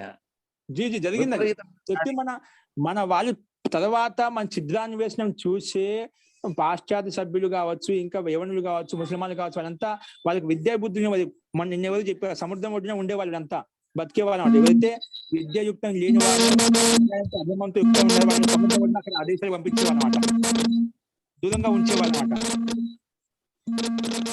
వాళ్ళందరికీ ఇలాంటి అవకాశం ఇవ్వడం వల్ల వాళ్ళు మన మీదకి వచ్చేసి మనలో ఉండే దోషాలను పసిగట్టేసి మన మధ్యనే విభేదాన్ని కలిగించి మనకు పరస్పర విభేదాన్ని కలిగించి మన మధ్య మనకి గొడవలు పెట్టేసి వాళ్ళు రాజ్యాన్ని పరిపాలించారన్నమాట. అదంటే మనం ఛిద్రాన్ని వేసిన మన దోషాలు వాళ్ళకి కనిపించాయి. దోషాలు కనిపించడం వలన వాళ్ళకు అవకాశం కలిగింది. అట్లా ఇప్పుడు పరిస్థితి చెప్పలేనండి. స్టార్టింగ్ లో చేసిన పొరపాటు అనేది మనకు ఆ పరిణామం చాలా దీర్ఘకాలంగా మనం అనుభవిస్తూ వస్తున్నామని అదే విషయాన్ని చెప్తున్నమాట. కాబట్టి ఇప్పుడు బ్రాహ్మణులు తప్పు చేసినా కాదు, నిజంగా బ్రాహ్మణులు ఉన్నారు కాబట్టి ఇప్పుడు నడుస్తూ ఉంది. అది వాళ్ళ దోషయుక్తం కాదు, అందరు చేశారని చెప్పడం లేదు. అందరు బ్రాహ్మణులు ఎక్కడో ఒక శ్రేష్ఠ వ్యక్తి చేసిన పొరపాటు అప్పుడు మనం చేసాం. ఏ సమయంలో చేయాల్సిన పని ఆ సమయం చేయకపోతే ఆ పరిణామం ఆ జన్మ కదా యుగాల వరకు ఆ ప్రభావం పడుతున్నామట. కాబట్టి అది ఇప్పుడున్న పరిస్థితి గురించి చెప్పడం లేదు, మూలంలో అలా జరిగడం వల్ల ఇదంతా 1 by 1 అది స్లిప్ అయి వచ్చేసిందండి. ఆ ధర్మం అన్యాయం అనేది అది ఆ పరిణామాన్ని మహోదయ పరిస్థితి ఇప్పుడు ఇంకా పరిస్థితి దారుణంగా ఉంది. జీ దారుణంగా ఉందండి, చాలా దారుణంగా. జీ సమాజం దారుణంగా మారిపోయింది. అందుకే నాలుగులు కత్తిరించారు మహోదయ, వేదాలు ఎత్తకపోయారు, రకరకాల దాడులు జరిగాయి, అనేక రకంగా దాడి జరిగింది. వాళ్ళ చేతులు కట్ చేశారు, నాలుకలు కట్ చేశారు. వాళ్ళకందరికీ అవకాశం కల్పించామన్నమాట. మన నోరు క్షత్రియ ధర్మాన్ని మన భుజబలాన్ని మనం అంచివేశాం. అహింసా పరమో ధర్మం అని చెప్పి కొంత అప్పుడు చెప్పామన్నమాట. ఏదో కొంచెం బౌద్ధులు వచ్చేసి హింస చేయకూడదు, ఏం చేసినా కూడా క్షత్రియ కట్టుకుని కూర్చోవాలని చెప్పామన్నమాట. అలాంటి మతాన్ని తీసుకొచ్చి పెట్టామన్నమాట. క్షత్రియులకు దుష్టుని చంపాలని చెప్పి ఆదేశం ఇవ్వకుండా, అహింసా పరమో ధర్మం అని చెప్పి దానికి యథార్థమైన అర్థం తెలుసుకోకుండా అహింస చేయకూడదని చెప్పి వాళ్ళు వచ్చేసి వీళ్ళు అలాంటి సిద్ధాంతంలో ఉన్నారు, బౌద్ధులు అయిపోయారని చెప్పేసి వాళ్ళంతా వచ్చి ఆక్రమించుకొని వెళ్ళిపోయారు. తెలుసు దండయాత్ర గురించి ఇతిహాసం చదివాలంటే చాలా ఇది అనిపిస్తున్నమాట. అంటే మనం చేసిన చెప్తున్నా క్షత్రియ ధర్మాన్ని మర్చిపోవడం వల్ల, బ్రాహ్మణ ధర్మాన్ని మర్చిపోవడం, వైశ్య ధర్మాన్ని మర్చిపోవడం వల్లే ఇవన్నీ మనకు అరాజకాలు జరిగాయి. అసలు కురుక్షేత్ర యుద్ధం కూడా జరిగేది కాదండి ఒకవేళ అహింసే అంటే. రావణాసురుడు చంపేవాడు కాదు, అధర్మం చంపేయాలి. అది మనం తెలుసుకోకుండా అయిపోయాం, దాంతో ఇదంతా జరిగింది. అనేక కారణాలు ఉన్నాయి, ఒకే కారణం కాదు, అనేక కారణాల వల్ల, అనేక చేసిన పొరపాట్ల వల్ల మనకి అది విద్యాలోపం అని ఇవన్నిటి కారణం. అవిద్యా కారణంగా ఒకళ్ళకి పెట్టేశారు, ఒకళ్ళంటే ఒకళ్ళు పడకుండా తయారు చేస్తారు. యాక్చువల్ గా మొత్తం ఒక కుటుంబం లాగా ఉండే మన భారత జాతిని మొత్తం విశ్వమంతా మనమే ఉండేవాళ్ళం. ఇక్కడి నుంచి బయటకు వెళ్ళిపోయిన వాళ్ళే వీళ్ళందరూ, వైదిక ధర్మం నుంచి బయటకు వెళ్ళిన వాళ్ళే వీళ్ళంతా, ఎవరో కాదు. భరతవర్షం మనం ఫస్ట్, అక్కడి నుంచి వెళ్ళిన వాళ్ళే వీళ్ళంతా. అది మర్చిపోయి మళ్ళీ మన మీదకి వదిలేసుకుని మళ్ళీ మన మీదకి దాడి. మీరు ఈ దర్శనాలు చెప్తున్నారు, అదే మాకు చాలా ఆనందంగా ఉంది మహోదయ. మీరు కనీసం ఈ దర్శనం ఉందని కూడా మాకు తెలియదు మహోదయ. అసలు మన నైతిక, మన సంస్కృతి, మన సభ్యత, మన వైదిక వాంగ్మయం మనం ఇప్పుడు మర్చిపోతే ఏం చెప్తాం, మన పిల్లలకి ఏం చెప్పగలుగుతాం? తెలియదు. ధర్మం అధర్మం గురించి స్వరూపమని మర్చిపోతున్నాం, మాకు తెలియదు మహోదయ. కానీ మేము ఇప్పుడు కానీ ఈ పేర్లను తెలుసుకోగలుగుతున్నాం. మీలాంటి వారు ఉండబట్టే కనీసం. గురుజీ మేము మన చరిత్ర మీద ప్రసంగాలు చేస్తాం. అంటే చరిత్ర పరిశోధకులు చాలా పెద్ద పెద్ద వేదాలు, మన పురాణాలలోంచి, వాయు పురాణము అటువంటి పురాణాల నుంచి పరిశోధన చేసిన వారితో పెద్ద ఆయన, 65 ఏళ్ళు ఆయన చెప్తున్నారు, ఎవరికైనా ఇంట్రెస్ట్ ఉంటే ప్రతి ఆదివారం 7 నుంచి 8 రాత్రిపూట సాయంత్రము చేస్తున్నా. ఎవరికైనా ఇంట్రెస్ట్ ఉంటే నన్ను కాంటాక్ట్ చేస్తే నేను లింక్ పంపించగలుగుతానండి. ఆల్రెడీ 3 అయిపోయినాయి ఇప్పటికి. చరిత్ర అండి, చరిత్ర మన కలియుగం నుంచి మొదలు పెట్టుకుని, అంటే కురువంశము, బృహద్రథ వంశము, ప్రచోద వంశము, నందులు, అట్లా అంతా చెప్పుకుంటూ చరిత్ర వాళ్ళు ఏం చేశారు అంటే, చరిత్ర అంటే ఎవరు ఎప్పుడు ఉన్నారు. మీ కాంటాక్ట్ నెంబర్ ఇవ్వండి, వాళ్ళకి లేట్ ఆ లింక్ పెట్టండి, వాళ్ళు దాన్ని ఓపెన్ చేసి మన గ్రూప్ లో పెట్టండి, చూస్తారు, చూడాల్సిన వాళ్ళు. నాకు పంపించండి, నేను పంపిస్తాను. ఏదో మధ్యలో ఏదో మాట్లాడుతుంది. సరేనండి, నేను పంపిస్తాను. ఓకే, అలాగే అండి. ఓకే, నా నెంబర్ రాసుకుంటే రాసుకోండి, 94407. ఈ పతంజలి యోగ సూత్రాలు చెప్పి మాకు ఎంత సబ్జెక్ట్ ఉందని తెలియదు మహోదయ. ఇందులో జీ జీ జీ కానీ మాకు మరి చాలా యూస్ఫుల్ అండి మహోదయ. మీలాంటి చాలా వాళ్ళు బట్టే కనీసం కొంత జీ జీ ఓకే అండి. అందుకే మనం తెలుసుకోవాలి మన సంస్కృతి, మన వైదిక విద్య, శిక్ష ప్రణాళిక తెలుసుకుంటే మీతో మన చరిత్ర ఉంటాం కూడా మహోదయ మేము. చెప్పుకోవాలండి. జీ. చరిత్ర కూడా అవశ్యం. కొంచెం గ్రూప్ లో ఓకే అండి. పెట్టండి అది. జీ జీ గ్రూప్ లో పెట్టండి శిరీష గారు, నేను పంపిస్తాను వాళ్ళకి. ఫోన్ నెంబర్ కూడా పెట్టండి, నేను అందరికి మెసేజ్ పెట్టేస్తాను. సరేనా? సరేనండి, ధన్యవాదాలండి. అలాగే అంటే మీరు ఓకే పాపం అండి. అనిత ఏమైనా అనుకుంటారేమో అని వాసు భయానికి ఇదే నేను రకంగా ఎప్పుడు చెప్పలేదు యాక్చువల్ గా. ఎవరండి వారు? ఎవరండి? హెబ్బార్ నాగేశ్వరరావు గారని, తంగేడుకుంట హెబ్బార్ నాగేశ్వరరావు గారు. హెబ్బార్ ఆయన నాగేశ్వరరావు గారు. పత్రికా రచయిత, ఎడిటోరియల్ అవన్నీ రాస్తారు. మనోజ్ కుమార్ గారు కూడా బాగా చెప్పారండి. ఏ పత్రిక అండి? శాస్త్రాల గురించి మనోజ్ కుమార్ గారు కూడా బాగా చెప్పారు. ఇంపాక్ట్ అవునండి. దాంట్లో ఏ- ఏ వెరీ వెరీ పత్రిక అండి? యూస్ఫుల్. ఓకే అండి, అటువంటి మనకు చాలా ఉన్నాయి నిజంగా. మీరు ఒకసారి శిరీష పెట్టండి, అది మనం చూద్దామండి. మీరు చూడండి గ్రూప్ లో, నాకు పంపించండి. ఒకవేళ లేకపోతే నేను పంపించేస్తాను అది. ఓకే, అట్లా చాలా ఉన్నాయండి, మీరు చూస్తుంటే పిలుస్తూ ఉంటాయి. ఓకే అండి, మనకి ఇక్కడ సమాప్తి చేద్దామండి మంత్రపాఠంతో. ధన్యవాదాలండి. ధన్యవాదం మహోదయ. ధన్యవాద మహోదయ. మంత్రపాఠ. ఓం సర్వే భవంతు సుఖినః, సర్వే సంతు నిరామయాః, సర్వే భద్రాణి పశ్యంతు, మా కశ్చిద్ దుఃఖభాగ్ భవేత్. ఓం